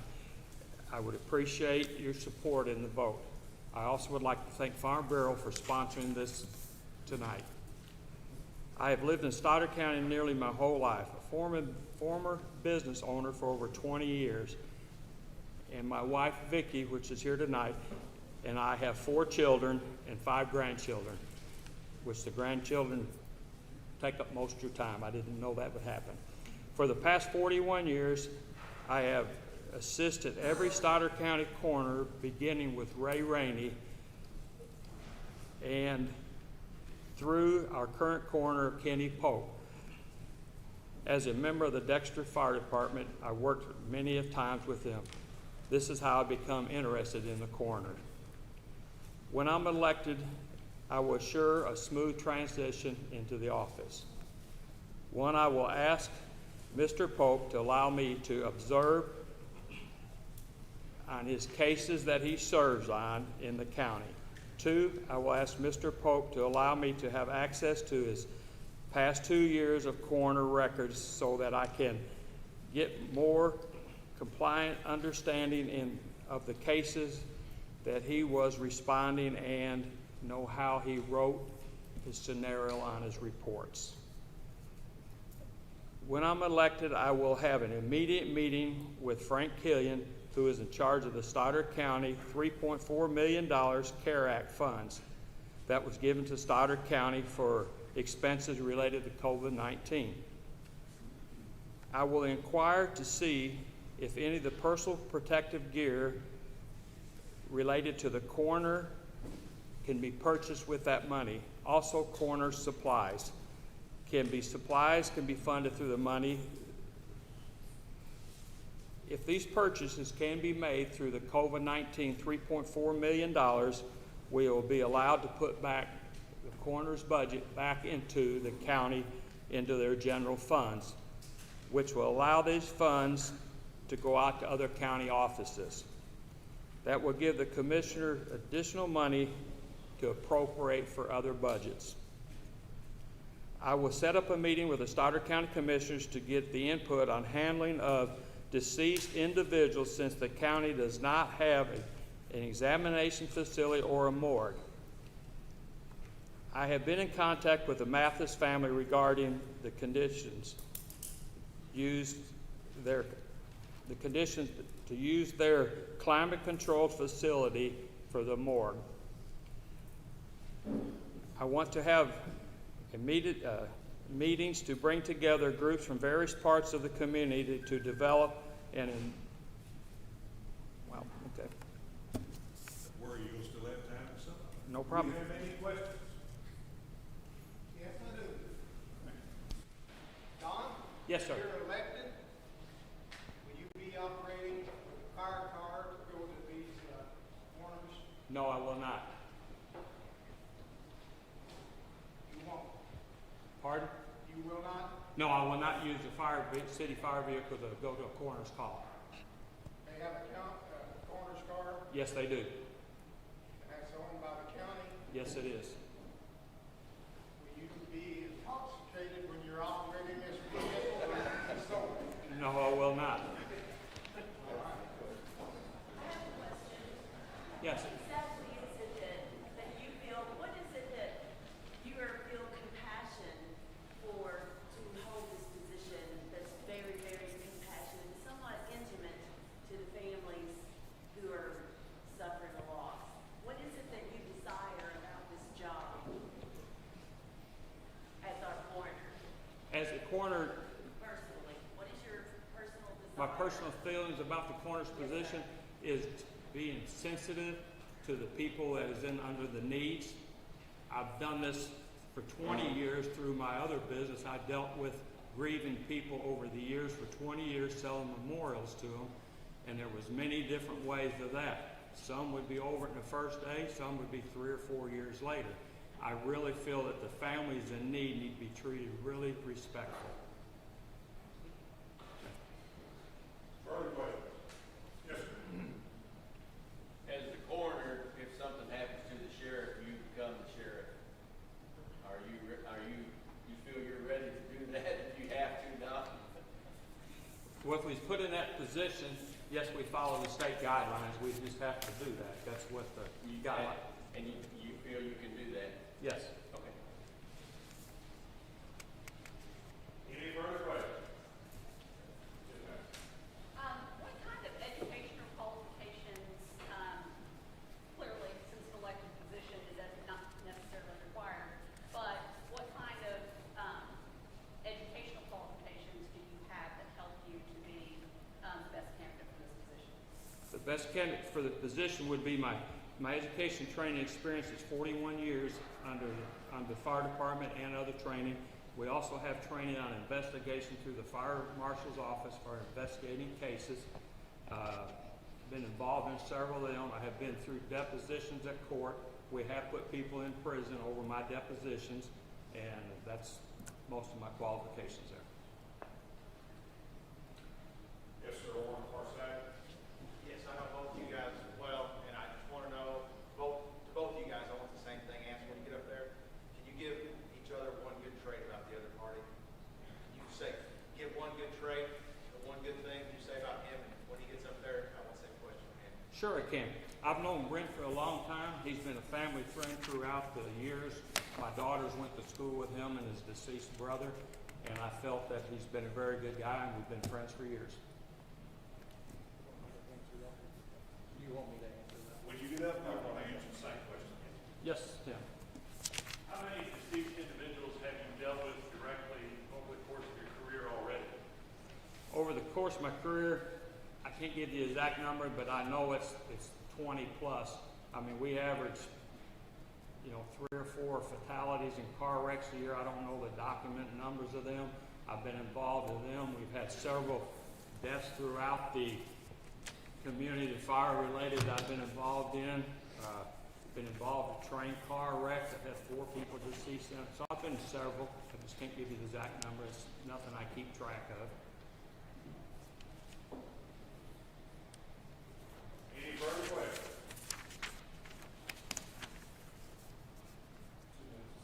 Okay. At 5, I would have an immediate meeting to bring together groups throughout the county to develop an emergency plan for the event of an earthquake. The Stoddard County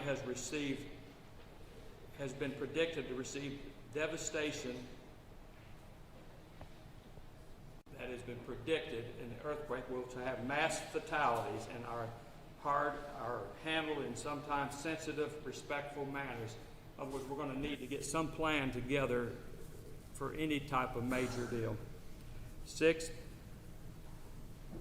above all, when I assume the office coroner, I will not hesitate to seek wise counseling from Mr. Pope if the situation arrives, that I need input or advice on the coroner's handling of the case.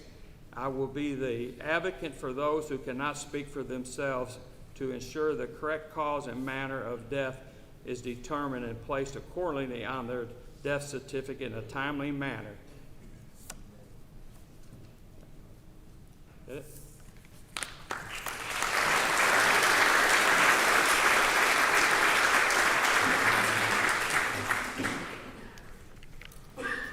For those of you that don't know me, my name is Brent Stidham. I'm a Stoddard County native and I currently reside in Dexter. I'm married to Lauren Blair Stidham from Essex. My dad's Mark, my mom's Debbie, they're all sitting back there, and they, along with my in-laws, have truly been my biggest supporters. Like most others up here tonight, I would not be here without my family. I'm a member of the First Christian Church in Dexter, a member of the Missouri Farm Bureau, and a member of the Stoddard County Shop with a Hero. I attended Three Rivers College majoring in criminal justice, and in 2013 I attended the Southeast Missouri State Law Enforcement Academy. After graduating, I was a commissioned police officer with the Bernie Police Department, and I held that commission as a reserve until March of 2014, when I became a commissioned Stoddard County Deputy Sheriff. Since that time, I've held different roles at the Sheriff's Office, including Reserve Deputy, Road Deputy, Court Bailiff, and School Resource Officer. The number one question I've been asked is why I want to be your next Stoddard County Coroner. This job is much different than any other position that is here tonight, and it's much different than what we see on TV. It's considered a very difficult job, and it deals with the very difficult topic of death.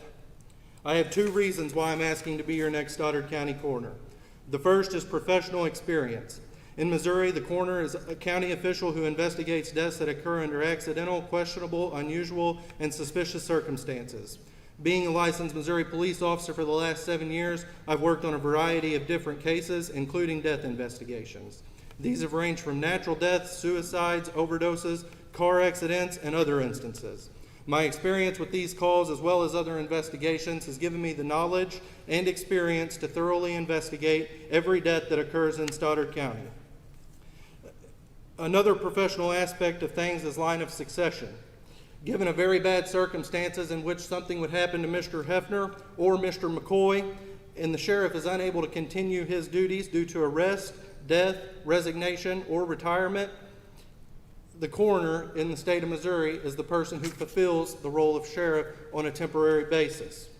Given my knowledge and my experience in law enforcement, I have the knowledge to fulfill every role in the coroner's office. My second reason is a personal experience. I have many personal reasons for wanting to do this job, and the most important one is my understanding of death and how it affects us. I'm someone who's been through the loss of a mother, a brother, grandparents, and a childhood best friend. Some of these were under difficult and unusual circumstances. These times of tragedy have given me the understanding of what people are feeling when experiencing the death of a loved one.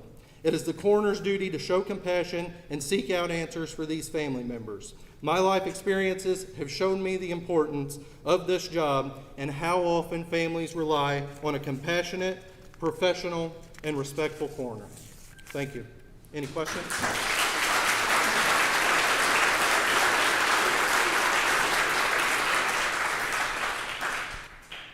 Since the county board won't be completed, what will you do with the body?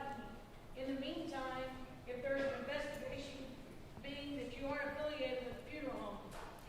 Yes, ma'am. So I have spoken to Mr. Pope, who has told me that whether me or Mr. Seymour wins, he is willing to work with either one of us. And he has currently been working on plans for a county morgue, I believe, as of whenever I filed and had talked to him. That's what he had said. Also, Mr. Mathis is here tonight. I know that Ms. Ballou and Mr. Sifford, Mr. Penberthy, some of the other funeral home owners of Stoddard County are not here tonight. I have reached out to each and every one of them since I have decided to run for this office, and every single one of them has been 100% great and said that they will do everything that they can to support whether it's me or Mr. Seymour. These funeral homes in Stoddard County are great people. They're ran by great families, and they are definitely work well with the coroner's office and always have.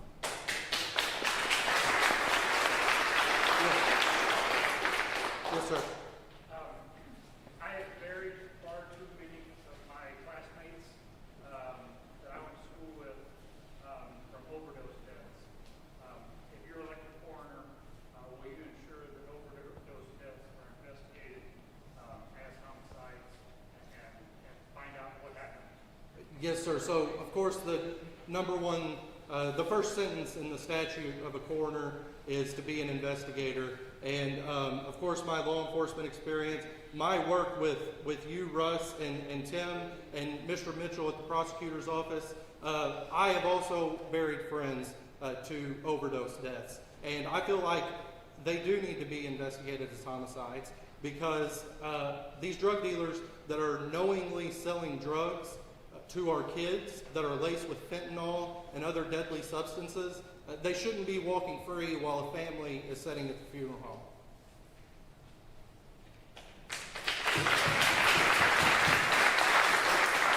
I also have to answer his question. My positive thing to say about Don is the fact that I just saw Don, I guess a week ago, Wednesday or so, at Rhodes, and like he said, I've known Jessica, I've known Ashley, Miss Vicky, I've known you guys since I was a little kid, and at the end of the day, me and Don are still going to talk to each other at Rhodes in the mornings when we see each other. I'm still going to talk to Jessica, still going to talk to Ashley, Brad, Landon, their husbands. I'm the same as Don. Our families are pretty intertwined together, and we're still friends. We're still friends at the end of the day, especially on August 5th. I'll probably call them, and we'll probably talk about this whole thing when it's over with. Yes, ma'am. Do you have experience writing and maintaining budgets? So I do not know everything about the coroner's budget. I think on some levels everyone deals with budgets, whether it's your own personal budget or a coroner's office budget. I do own my family's farm, a small piece of land that's south of Dexter, and so I do deal with that. I deal with some of that record keeping, and I also apply for and maintain grants at the sheriff's office. So as far as finances, I do have some knowledge and background with that. Yes, sir. Yeah, hey, my name is Jim Ryan, and first of all, I want to thank all the candidates for running for office because, you know, that's a tough thing to do nowadays. And I want to say I hope the best candidate, qualified candidate, gets the job. So thank you all very much for doing that.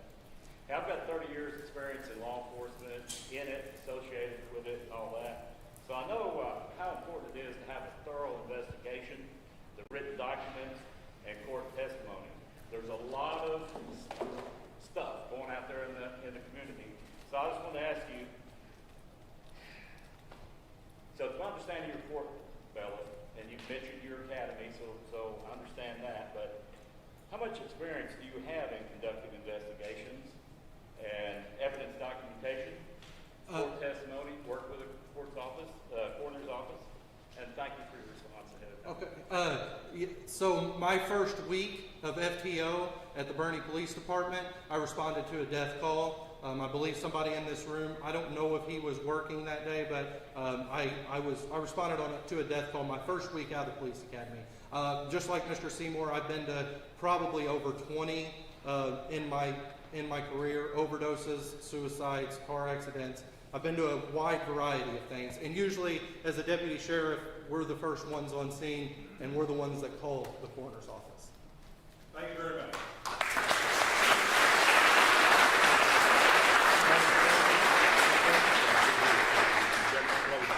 I just wanted to get over here because I needed to clear my throat and I didn't want to do it over there and mess it up. Okay, yes, sir.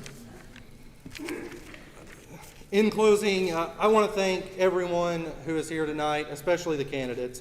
This is a group of good and kind individuals who have the courage to run for an office in which they believe they are the best candidate. In this day and age, especially with social media and cell phones and everything else, it takes a lot for an individual to sign their name and decide to run for office. Many of us have been through unfair scrutiny and have been on the receiving end of individuals being unkind. I pray for each of you, especially you candidates, and your families. I have complete confidence that the citizens of Stoddard County will elect the people who they believe will best lead our county. Thank you again. Thank you to YHCTV, Ms. Laughlin, Mr. Ayers with the Daily Statesman, the Farm Bureau, Chris, Mr. Wyman, Jana, all you guys. You guys are great. This has actually been, since I was a kid, I've been watching this. I've been coming to this. And it's one of my favorite things about the election years. So thank you all. I ask for your vote on August the 4th.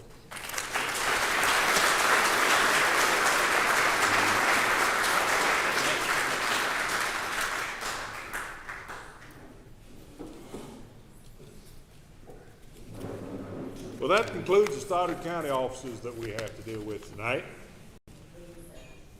We do have a little bit more to deal with, however. But I'm also very much convinced of the fact, being a retired school teacher, that you can't sit this long without losing your focus.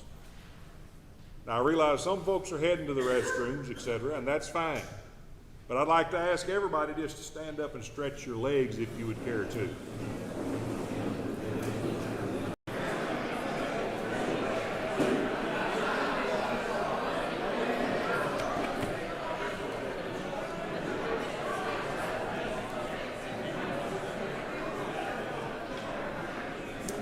If the meeting room would please come to order. Next time I'll let you sit there and cramp.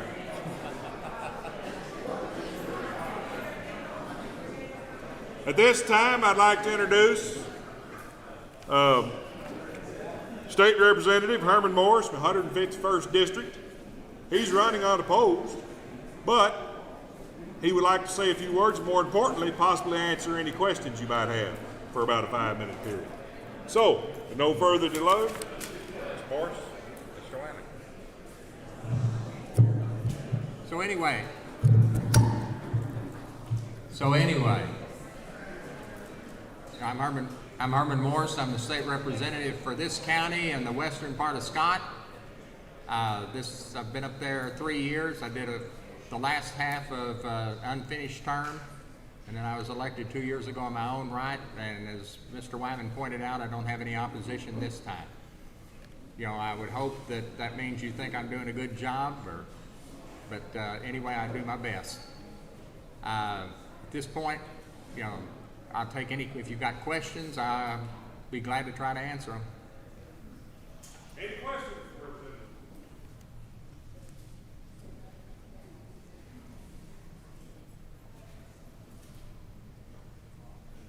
Now, I might share just for a second one thing. You know, last week on Hannity, if you watch Fox in the evenings, or maybe it was on Tucker Carlson. But anyway, he and someone from Missouri were given the Republican leadership in Missouri stand because they weren't doing anything to help the McCloskeys. Well, here's what you have to understand about that. You know, and I got this information from the Attorney General's office. You know, the prosecuting attorney in that case has discretion with regards to whom they prosecute and whom they don't. And the governor has no say-so in it. The Attorney General has no say-so in it until after the trial is completed. And if you watched Hannity last night, Governor Parson was on Hannity, and he said that if the McCloskeys were convicted of the charges that have been levied against them, that he would pardon them.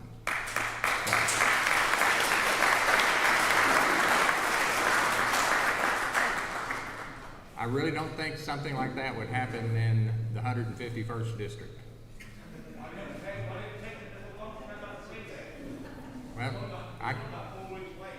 Well, I can't speak to that, so. But anyway, that's it's the discretion of the lady that nobody agrees with. Has anybody got any questions they want me to ask or have a shot at? Where were the force at? Since you brought up the McCluskies, does Missouri not have a castle law where a person has the right to protect their home? Well, what those Even if they're not at their home, if they feel their life is in danger? I don't know about even if they're not at their own home. I'm not sure what the law says on that. At least at their home, because they were at home. Yes, but what they were charged with was brandishing a weapon. So how could that even happen if with the castle law, how could she Well, even do that? the prosecuting attorney in that situation has the choice whether or not they want to prosecute. So if it's a state law, the prosecutor can do whatever they want to, whether they follow the law or not. For a little while. Okay. Okay. I know that's not your department, but since you brought that up, I've had several people, we've had discussions several times. Sure, I understand. Anybody else got something on their mind besides their hair? Yes, ma'am. Mr. Morris, I haven't had a chance to call you yet, but I will be speaking to you about an issue that we need to address in Missouri, and I'm going to be asking the question to the senators regarding a new regulation that federally Health and Human Services, specifically regulations that Medicaid and Medicare, basically it's opening the door to allow insurance companies to refuse to use the copay cards that patients get for their high dollar level 4, level 5 medications against their deductibles. And this failed to be stopped on the federal level, so now it's going to have to be on the state level. And I just had not called you yet because you were campaigning, but Well, it's not like I'm campaigning. Okay. I'll give you a card. Personally, I want to see a bill ready to file early. I want our House and our Senate, I want that to be the first bill that passes in Missouri. I can tell you as a rare disease family, it's going to cost my son and daughter-in-law $10,000 January 1 to get my grandson's clotting factor because he has hemophilia. And we're just one family out of hundreds of thousands in Missouri. We cannot let this go. We've got to fight the insurance companies in Missouri. Okay. Well, I'd be glad to listen to your spiel about that. And I'll say this, if you got something that you think I need to know and you want me to know, call me or write me or email me. I'll take a look at it, okay? Now, it's not necessarily all that easy to get a bill passed, but, by the same token, if it isn't final, it can't be passed. We passed a bill in 2017 in Missouri. I've got a little bit of experience. Okay. And we'll be behind it. Okay. Anybody else? Yes. Come next month, under the University of Missouri Extension Services, there will be one agronomist left in Stoddard County, and that will be stationed in Cape Girardeau. There will be no agronomist in Bowie. Will you help us fight the University of Missouri to get agronomy positions filled in southeast Missouri, and to make sure that we have all the necessary resources for our farmers and businesses to keep producing the crops, the food and fiber that we need? I'll do my best. Now, the question was, at the end of next month, there will only be one university employed agronomist in southeast Missouri, and that person will be stationed in Cape Girardeau. And the agriculture in Cape Girardeau is somewhat dissimilar from the agriculture at the Boot Heel and even in Stoddard County. But, I do whatever I can to help that be reversed. I'm sure Don Roan in Portageville, will be the point person on that, but he's the chair of the Ag Policy Committee. So, anyway, you can count on me to do my best. But I'm always, as I said, I'm always looking for talking points. Don't ever hesitate to call me about stuff. Anybody else? I think my time's about up, but.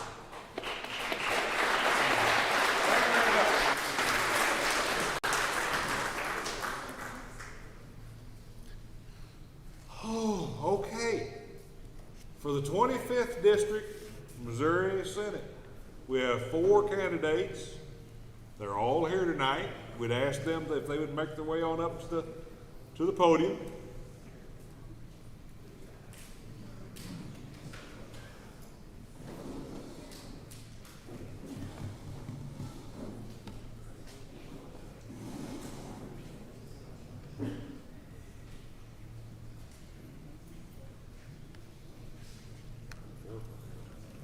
Oh, he's coming. He just hadn't got here yet.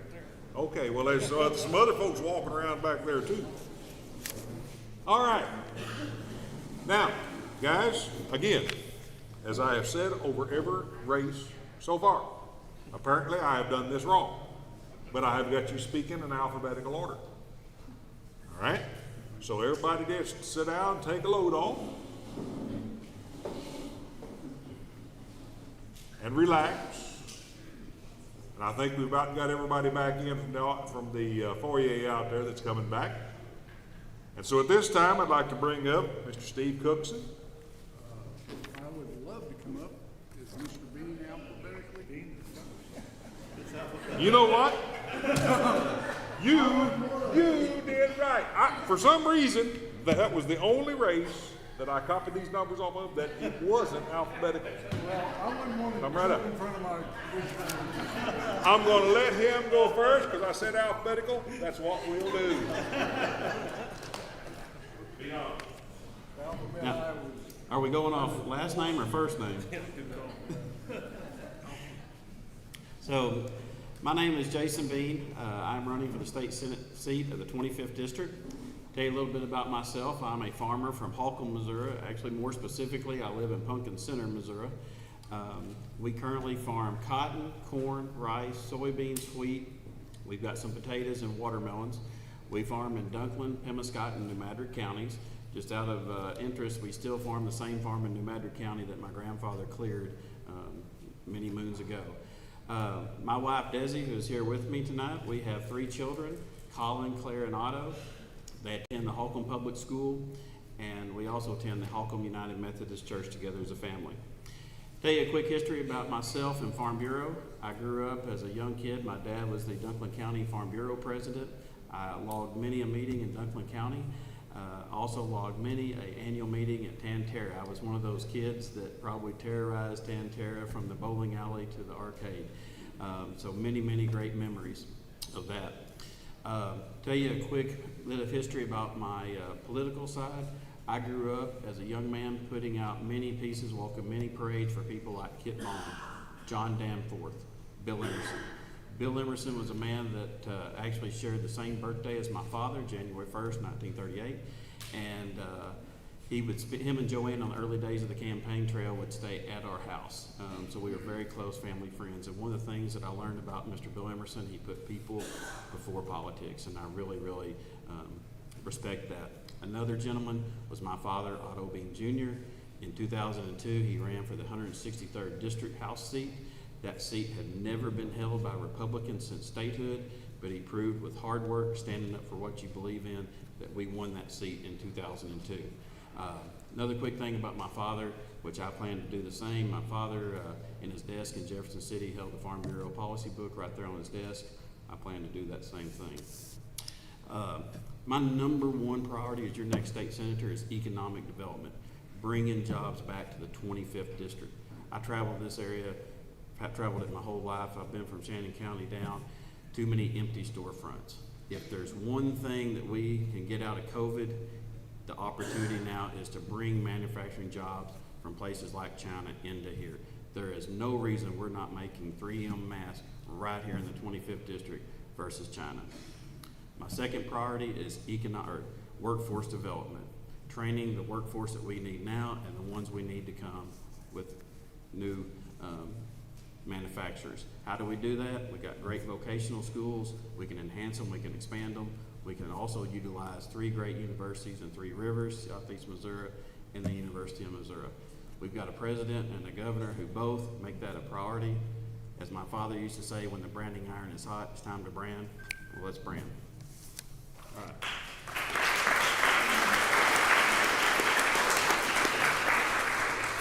Anyone have any questions tonight?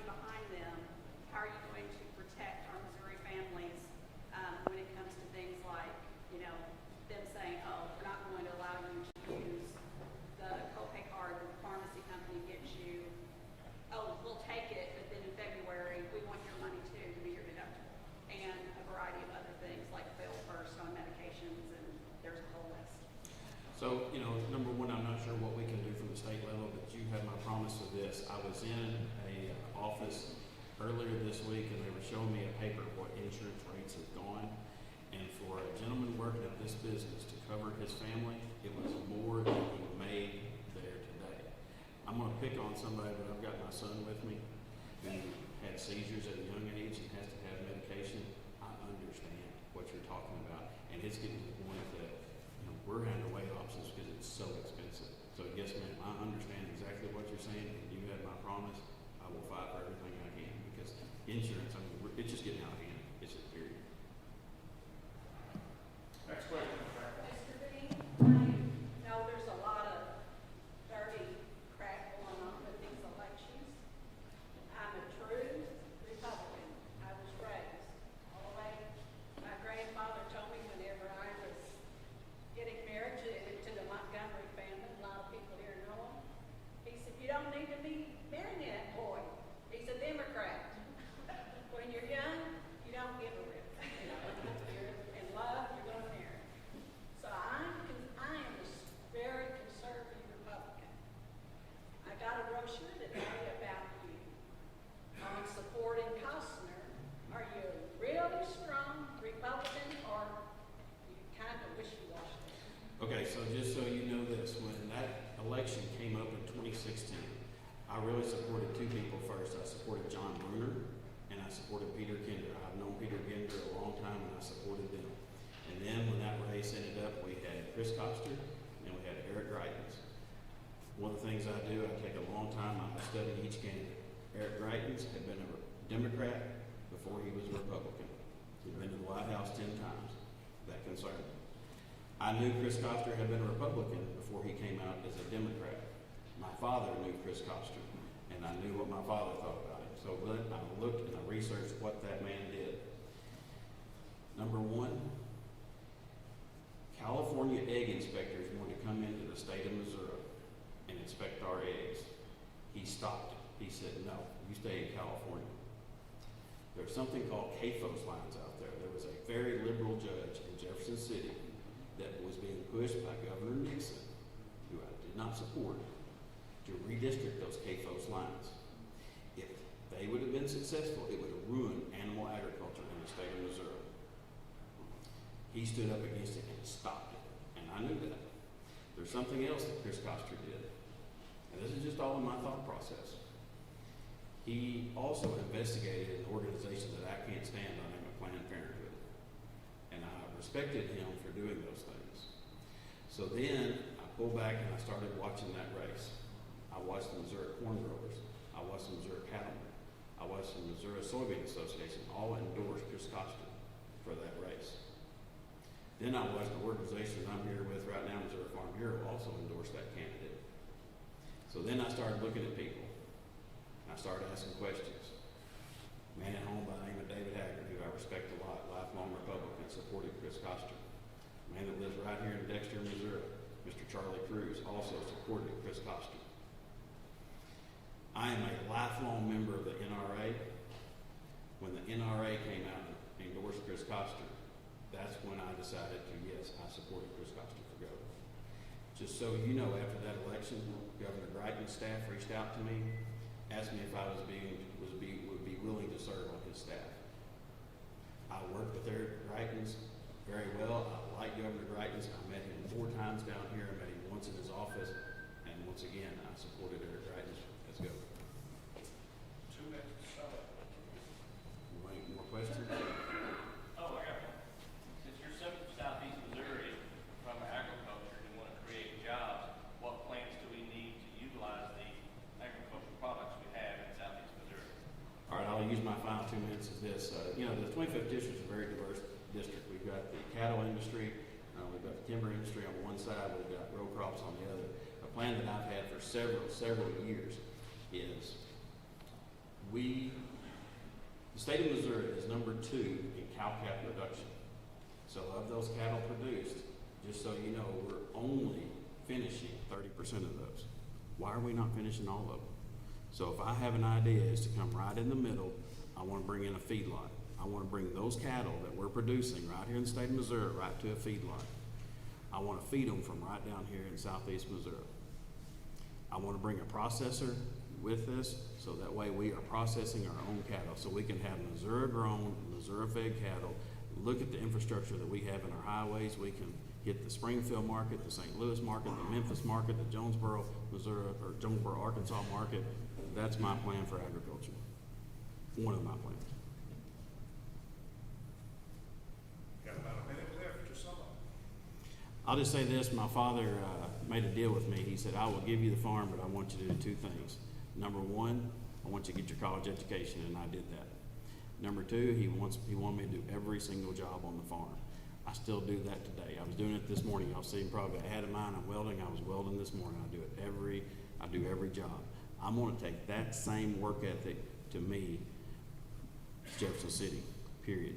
The one thing that I ask of you all, that we work together to make Southeast Missouri great again. Thank you.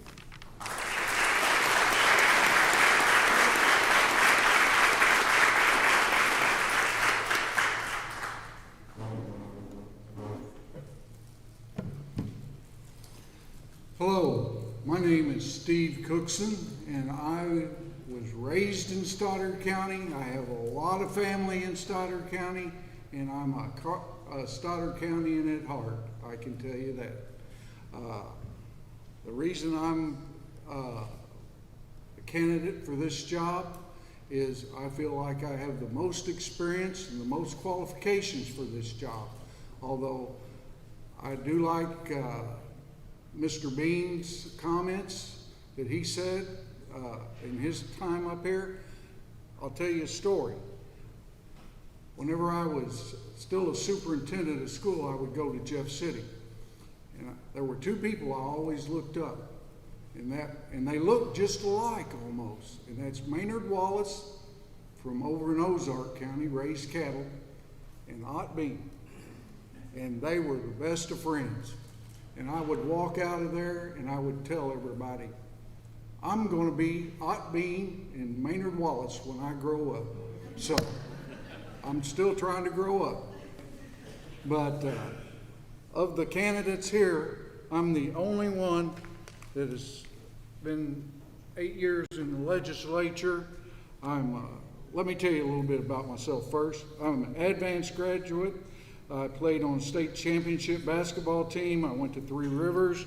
I'm an alumni there. Played on a third place Raider team in 1978. Former board chairman of the Board of Trustees.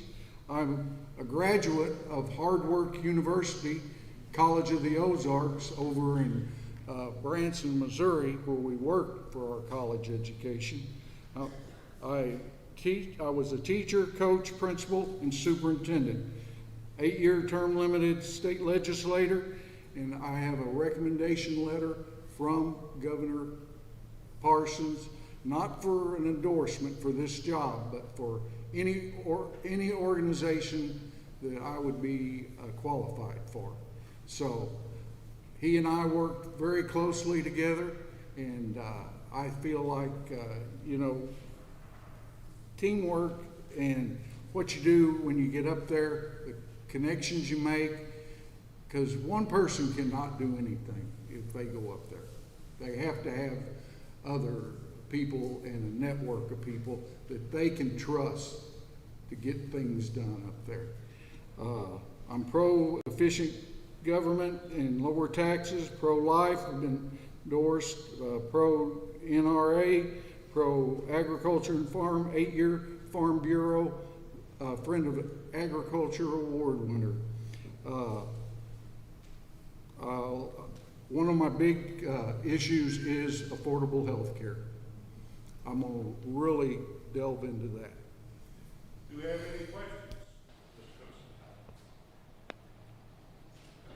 Say one. First of all, let me say that in 2017, our family spearheaded a bill that made Missouri the first state that allows our paramedics to now administer patient care specialty medicine. And Tyler Kubrick was our representative at that time. Yes. Steve and Tyler worked closely hand in hand, so thank you, Steve, for working on that. You're very welcome. Those things are near and dear to my heart. As a two-time, I've been through chemotherapy twice. I understand those things. And I so understand those issues of health. if you will just address, you know, and you actually gone to battle against the insurance company Yes. as representative, and how Yes. it will continue. It's gonna take a team, like I said. One person cannot do it. You gotta have people that you can trust. And you can't let dollars that you're chasing for your campaign or whatever dictate, because that's not what's best for your constituents. You cannot let the need for money to run all kinds of ads and all kinds of stuff. You know, you gotta go out and do what you can for your people. And I've been endorsed by the Nurses Association during my tenure up there. I have an endorsement. Any further questions? Yes, sir. Steve, you mentioned lower taxes. That's a great idea. What are we gonna lower? You know, everybody that runs for office always says they're gonna lower your taxes, pave all your roads, and put another chicken in your pot and send you a bigger check. I'll go to a Mexican joint. You know, those things we all know can't happen and everything. But we do have to use our tax dollars very efficiently. I say efficiency and lower taxes in my platform. You know, we gotta look at things where we can make it more efficient. We go to, in the state level, I notice a lot of the departments go to a lot of meetings. And, you know, with what we have gone through with COVID, we can now have meetings online and be right there and be looking at each other on our computer screens. Saves a lot of mileage, saves a lot of time, is more efficient. You know, those type of things need to be looked at really hard to make efficiency more a part of the government than somebody sitting at their computer, you know, playing a video game or something. I saw that and it burned my butt. It's what it did. I hope I answered your question somewhat. Any other questions? Other questions? Like I said, in response, I have a consistent track record. I have a record. I'm the only candidate that really has a long-term record of state government. You can look it up. I voted about 98% of the time with one of my colleagues that I served 8 years for over in Butler County, Todd Richardson. And I was endorsed by the NRA 8 times, Missouri Right to Life 9 times now. Actually, I'm 9 times in NRA endorsed with an A or better rating. And Farm Bureau Friend of Agriculture Award winner 8 times. I'm the one candidate that does have an elephant on all my stuff, but the most important title I've ever carried in my life is that I believe in my Lord and Savior, and I am a Christian. And I have faith that He's going to do what is best for this election and hopefully for our country if we just keep turning to Him. Thank you.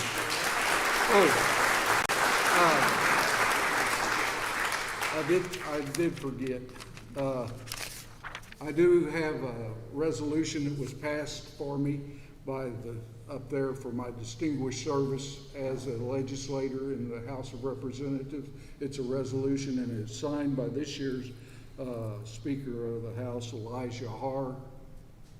So I do have that. I'm the only candidate. Thank you very much.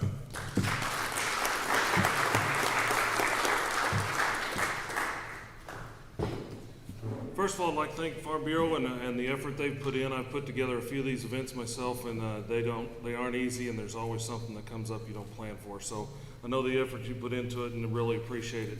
My name's Eddie Justice, and I'm running for State Senate in the 25th District, Southeast Missouri, 8 counties. I am married to my wife Penny, and we have 4 children, grown children, and our 7th grandchild is on the way, and our youngest son is in his 3rd week in boot camp in the Marine Corps in San Diego right now, and quarantined and not enjoying the quarantine, but he is doing what he wants to do and what he's wanted to do for several years, and he couldn't have a prouder dad. I tell you, I would like to say I had a lot to do with it, but I think he just had the intestinal fortitude to stand up and say, I want to be counted. So I'm very proud of him. I'm a 20-plus year State Farm agent in Poplar Bluff, Missouri. I've run that successful business and have employed at least 2 people there for those 20-plus years. I insure farms and homes and autos and all the personal property products, property and casualty products that State Farm offers. I do not do health insurance, but that may come to your favor when you ask me the question after a while. I have a bachelor's degree in business administration and economics from John Brown University in Arkansas, and I'm a member of the National Federation of Independent Business Owners, as well as a lifetime member of the NRA. I first got involved in politics when my dad got annoyed with me for hanging around the house too much, and he handed me a stack of cards for a Republican candidate and said, go put one of these on every door and don't come back till they're gone. So that was my first experience with politics, but when it really hit home was when I was a sophomore in high school, and my biology teacher came in one day and said, we're gonna watch a movie. And she put in a movie called The Silent Scream, and if you haven't ever seen it, I would strongly suggest that you look it up on YouTube. It's the actual abortion of an unborn baby. And that changed my life forever and made me want to fight for those who can't fight for themselves, for those that are not even considered human in our society when life actually begins at conception, when God has breathed that life into them, and they need somebody to stand up and fight for them. So that was my initial motivation to get involved in politics. And then I started my agency here over in Poplar Bluff, and got involved with the local Tea Party movement, and have been involved in that as well as the local Republican organizations. And here we are today with the race for the 25th. My priorities will be financial, fiscal responsibility, education, and economic development. Do we have any questions? Yes, ma'am. So I'm gonna go ahead and say, let's just acknowledge the elephant in the room. You've worked with insurance for a long time. Yes, ma'am. And me personally, other people I've talked to, they've looked at me and said, do you think if he gets in that he will actually stand up and fight the insurance companies? So I need you to answer that. Okay, and that's a more involved question than yes or no, so I'm going to hurry with the time frame. Insurance companies have been limited for a long time in their ability to be fiscally capable of producing what they need to produce because of federal and state regulations. One is not being able to form groups across state lines, and there are a litany of others, and for time's sake I won't go into them. I believe that if we focus on the things that need to be reformed in the industry that will allow insurance companies to be truly a private sector industry and not a government industry, that we can come up with enough fraud, waste, and abuse to remedy a lot of these issues and bring the premiums down on insurance, as well as be able to remedy that problem with the deductibles. What's being a constitutional conservative mean to you? Well, a constitutional conservative means you understand the Constitution and you've read it at least once. You've got to have, I went to a private Christian school when I was in high school, and our curriculum was the Constitution, the Bill of Rights, and the Bible of the Holy God. And that's where I learned to have a worldview based on the Constitution itself and on the words that are actually written there, and not what some legislating body of the Supreme Court tells us that it means, but what the founders actually intended. And with that understanding and a belief that they were right in what they were putting down on paper, then you can call yourself a constitutional conservative. Yes, sir. Where do you stand on school choice? I believe that the law in the state of Missouri right now says that charter schools are allowed in Kansas City and St. Louis. And they can only be used when the schools that are there are failing. And I believe in the law of the land and that it should be enforced, and if the law changes, then we can go that direction. But I don't think we should ever be allowing any other options to happen if the schools in that area are not failing. If a school fails and we fail to educate, the state of Missouri has made a promise to the children of this state to provide a top-notch education. And if a school is failing and they're not providing that, then we're failing the promise that we made to these kids. Now, we also have to turn around and remember the promise we made to teachers that are retired. There's a lot of things going around being said about combining teachers' retirements with the rest of the state employees. I believe a promise made, it should be a promise kept, and I will fight every day to make sure that we keep the promise to the retired teachers.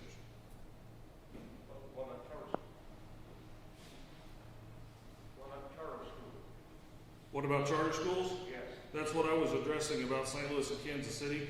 We need to make sure that if a school is not failing, then that charter schools don't come in and take their place or have the opportunity to. But if a school is failing, we need to look at all options available to make sure we do not fail in the promise to give these children the best education possible. Why does that lose the tendency in those places? That's what the current law is right now, and I have visited multiple charter schools in St. Louis and Kansas City while I was on the State Board of Education, having been appointed to that by Governor Greitens. And I can tell you that there are some charter schools that are not doing too good, but there are some charter schools that are in those areas where there are failing schools that are servicing those inner city minority children and are giving them a quality education that they wouldn't have any other way.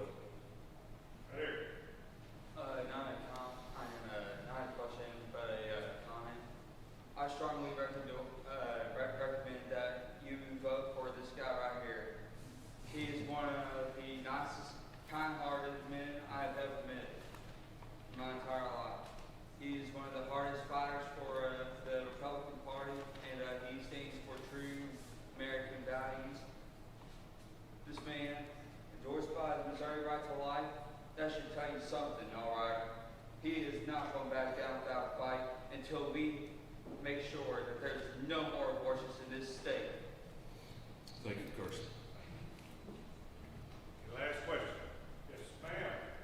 I'm wondering about some of your ads that you put on, about, X's in everybody's face, that they're trying to defund the police department. They're all Republicans up there. I wonder where you come up with that, and every one of them's been endorsed by Right to Life. That's All correct. candidates. That's correct. So that needs to be pointed out in some of those ads that you ran. And then also, like on TV, you're talking about how you're going to support guns, you're going to build the wall and all that. How much of that do you have control of on the Senate level in Missouri? Well, fortunately, we have a couple of former and current House members here, so they understand what the Missouri ethics laws are and can back me up on this. But the Missouri ethics laws do not allow a candidate to have any influence legally over anything that's put out by a political action committee. And if you look at who paid for those ads, they're put out by a political action committee. And for me to try to influence them would break the law, and I don't think anybody standing here or sitting here at this table would want to be accused of or guilty of breaking the Missouri ethics laws. So I strongly suggest that everybody look at who paid for these the ads, and remember that the ethics laws prevent us from doing things that are illegal. Right out of time for questions. You got about a minute and 45 seconds. Okay. I am a conservative first in the political realm. The state of Missouri has had a lot of Republican and Democrat politicians run for office and stand on the stump and say they believe they're conservatives and that they believe in smaller government. If you look at the record of our legislature over the past 10 years, the size of government has increased from 20 to 30 billion dollars without ever being drawn back, without ever being cut, without ever being held accountable for waste, fraud, and abuse. We've got to take a stand, especially in these hard economic times. We've got to have people that are willing to stand up and say enough is enough.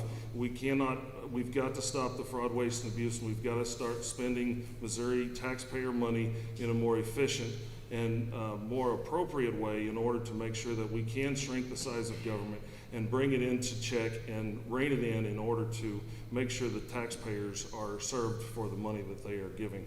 My name is Eddie Justice. I am pro-life, I am pro-gun, I am pro-law enforcement, and I am pro-Trump, and I would appreciate your vote on August 4th for the Senate seat in the 25th District.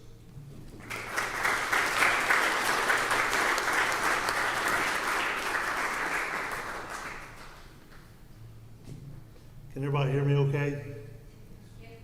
My name is Jeff Shawn. I'm a state representative for the 153rd District. That encompasses northern Butler County, some western Butler County, all of Ripley County, all of Carter County, and the best parts of Wayne County. I know, I get a lot of grief from Senator Dinkins, who has the rest of Wayne County. I'm not a farmer, but I do like to eat. I come from farming. I'm a fourth generation Missourian. My great grandfather was George Washington Shawn, and he and Ruhamia moved to Stoddard County around the turn of the century and began to farm. And so if you traverse Stoddard County very much, if you go east of the Kitty Litter plant, you'll see two signs. That's all that's left of Shawn, Missouri. But those are my roots. I was raised in Poplar Bluff.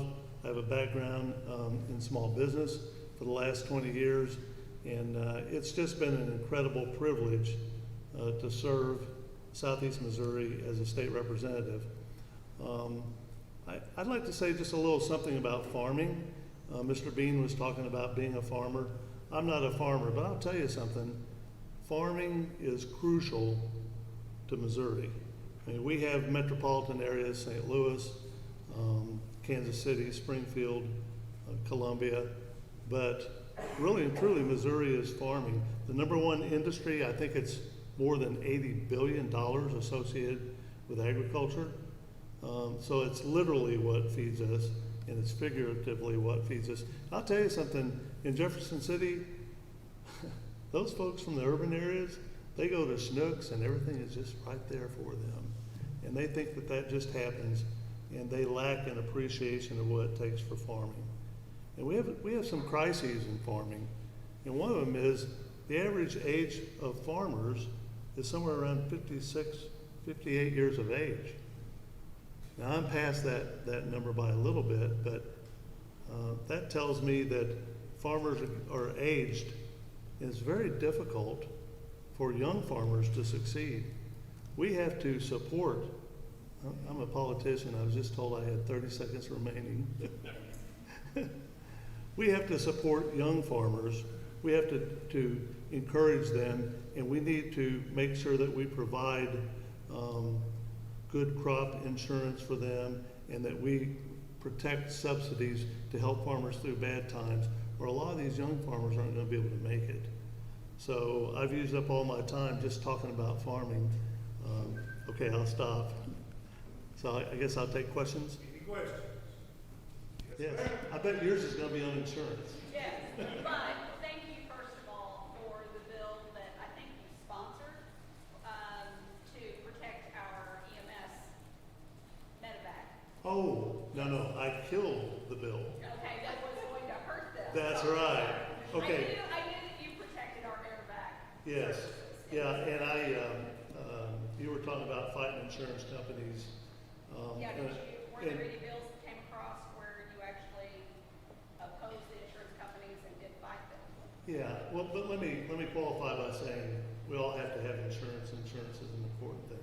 We have problems with health insurance, and I think the overall answer that can only be covered in a forum like this is that we need competition and drive the cost down. It's not a competitive market right now. But I will tell you, they're ruthless. I serve on General Laws Committee, and we take a wide range of issues, a wide range of bills. And there was one that came before us that said that insurance companies should be allowed to tell you, well, we think that ride on medevac, which those typically run $40,000 to $50,000 for a helicopter trip to get you to the hospital where your life can be saved, is $40,000 to $50,000. But they want to be able to say, well, we think that's worth $5,000, so here's your $5,000. Now you get to face the medevac people.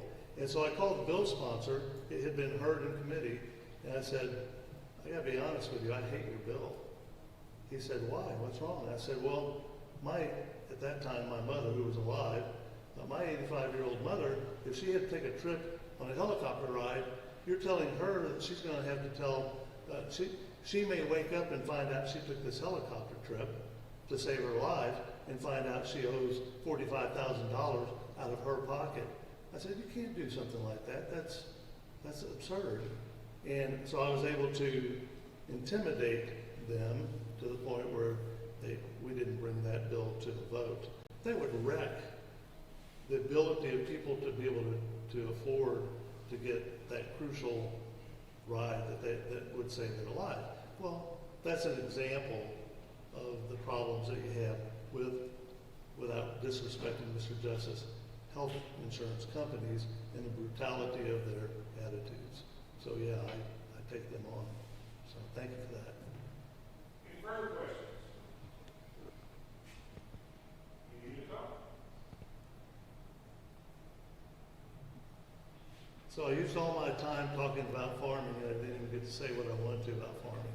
So I would just tell you, since I've been up there, I've been fighting for the things that are very most important for me. We have a saying in the House, and that is, first vote your conscience, then vote your constituents, then vote your caucus.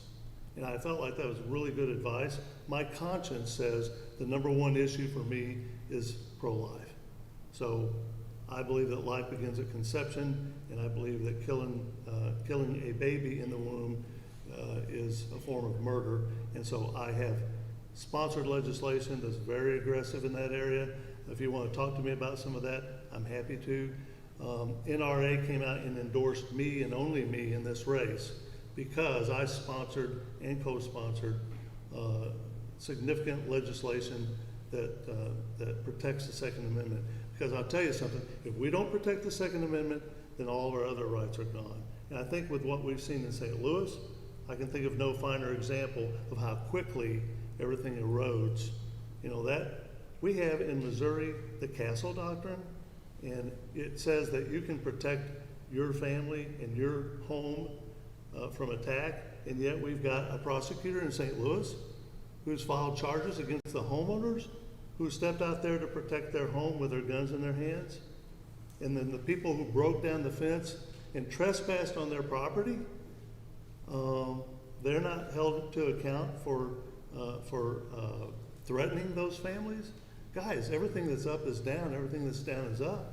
Is extremely crazy. We have to protect our police. We cannot defund police. We have to fight for the Second Amendment and continue to be vigilant, or we're going to lose everything. So if you send me to the Senate, just as I have as a state representative, I'm going to fight for the most fundamental and important rights as Missourians that concern us. So stop. Hey, I did that just right. Thank you very much.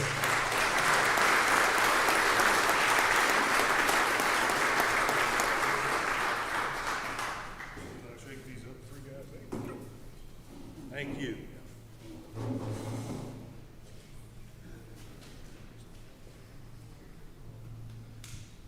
Well, ladies and gentlemen, this brings us to the end of our evening. I would like you have something to say. If I can. We are at the end of our evening, so you can say it. You don't have to stick around, but I'm a man of my word, and unfortunately, the individual that called me out took off. So I do have a couple things to say. First, I want to apologize to Sheriff Hefner and Tim McCoy for everything that happened. I can't exactly answer his questions because I don't remember exactly what all he said because I couldn't quite hear him. He mentioned first me getting terminated from the Stoddard County Sheriff's Office 20 years ago. I worked for the Sheriff's Office in the jail when Carl Hefner was a deputy. Eddie Mays, the individual who made the accusations, became my supervisor. Part of our job in the jail was to find contraband inside the jail, outside the jail, which I did at every shift pretty much. And after he took over as jail administrator, I began giving him the contraband every day, and it got dropped in the trash can. So I come to work one day to pick up a paycheck, and Rick Cook, who's not here also, calls me into his office to tell me that there's some medication missing out of a drawer. So Eddie Mays, who had counted the medicine that morning before I left, didn't say a word about it. So I was not a certified police officer. I kind of knew where it was going because of my dealings with Eddie Mays. So I handed my badge to Rick Cook and I quit my job. I was 25, 26 years old at that point. Looking back, should have stayed, but I didn't. Pass up a few years. Steve Fish, who begged me not to quit the sheriff's office when I did, and a couple other deputies, including Jesse Miller. I know people may not know them, but a lot of you probably know Steve Fish. Tried to get me to stay, I didn't, I left. Several years later, Carl Hefner signed my papers to go to the police academy. Back then you had to have a law enforcement officer give your recommendation. Police academy, they called my background check, called the sheriff's office. Nothing wrong with my record at the sheriff's office. Approved me to go to the academy. Went to the academy. My first job was at the Bernie Police Department. And my old jail administrator, before Eddie Mays, is the one that actually gave me the job. So he knew that everything was a disaster also, because he was a deputy when I quit working for the sheriff's office. So I was at the Bernie Police Department for about 5 years. He mentioned something about I was terminated for domestic violence. About 3 years into my 5 years employment, I had 2 little boys. My wife came home about 6.5, 7 hours late from work. Tried to take my kids out of the house. I wouldn't let her. She called the police. They showed up. Eddie Mays was not one of those officers at that time. Basically, they made me give my kids up. I went to work the next day and got suspended for 1 day for domestic violence. The state law says if there's a physical domestic incident at your house, somebody goes to jail. Nobody went to jail. So several months later, actually about 1.5 years later, I got promoted to corporal. A few months after that, I was terminated from the Bernie Police Department for posting pictures in uniform on MySpace and for identifying myself as a police officer while I was off duty to somebody. That's why I was terminated from the Bernie Police Department. Went to work at the Essex Police Department, where he says I got fired again. I actually worked for the Essex Police Department for about 2 years. The whole time I was trying to get a job at the sheriff's office. Finally, spot came open. I was awarded after being passed up a couple times due to people with experience. Took the job at the sheriff's office. I've been there 5 years. After about 4 years, I got promoted to corporal, was added to the major case squad, where I have personally worked on a couple of homicides with Tim McCoy. I have nothing bad to say about Tim McCoy, so I'm not going to say anything else about him. I will say that, unfortunately, Eddie Mays is not sitting here. And about 1 year ago, I live in Bernie, still do. I've lived in the same place for 13 years. They were working a missing persons case. Eddie Mays was actually the person that was dispatched to this missing person case. They decided not to go to the person's residence. About 4 days later, I may have the days off, the sheriff's office finally got involved in the search, and we found her deceased in her driveway in her car, where Eddie Mays never went to the house to follow up on her being missing. Ever since, Eddie Mays has been slinging dirt. This whole election, he's been slinging dirt. I really didn't know if it was Tim McCoy doing it or who it was, but after tonight, I know it was Eddie Mays doing it. And it says a lot about Tim McCoy. As I said, I don't want to say nothing good about him. I'm supporting Carl Hefner, obviously, for sheriff, but Tim and his crew back there apologized from what Eddie said because it was all false. So I am not good about speaking in front of people. I do not want to be up here right now, and I don't think there's any office open for me to campaign for. So I'm going to go back there, and I wanted to say I support Carl Hefner. And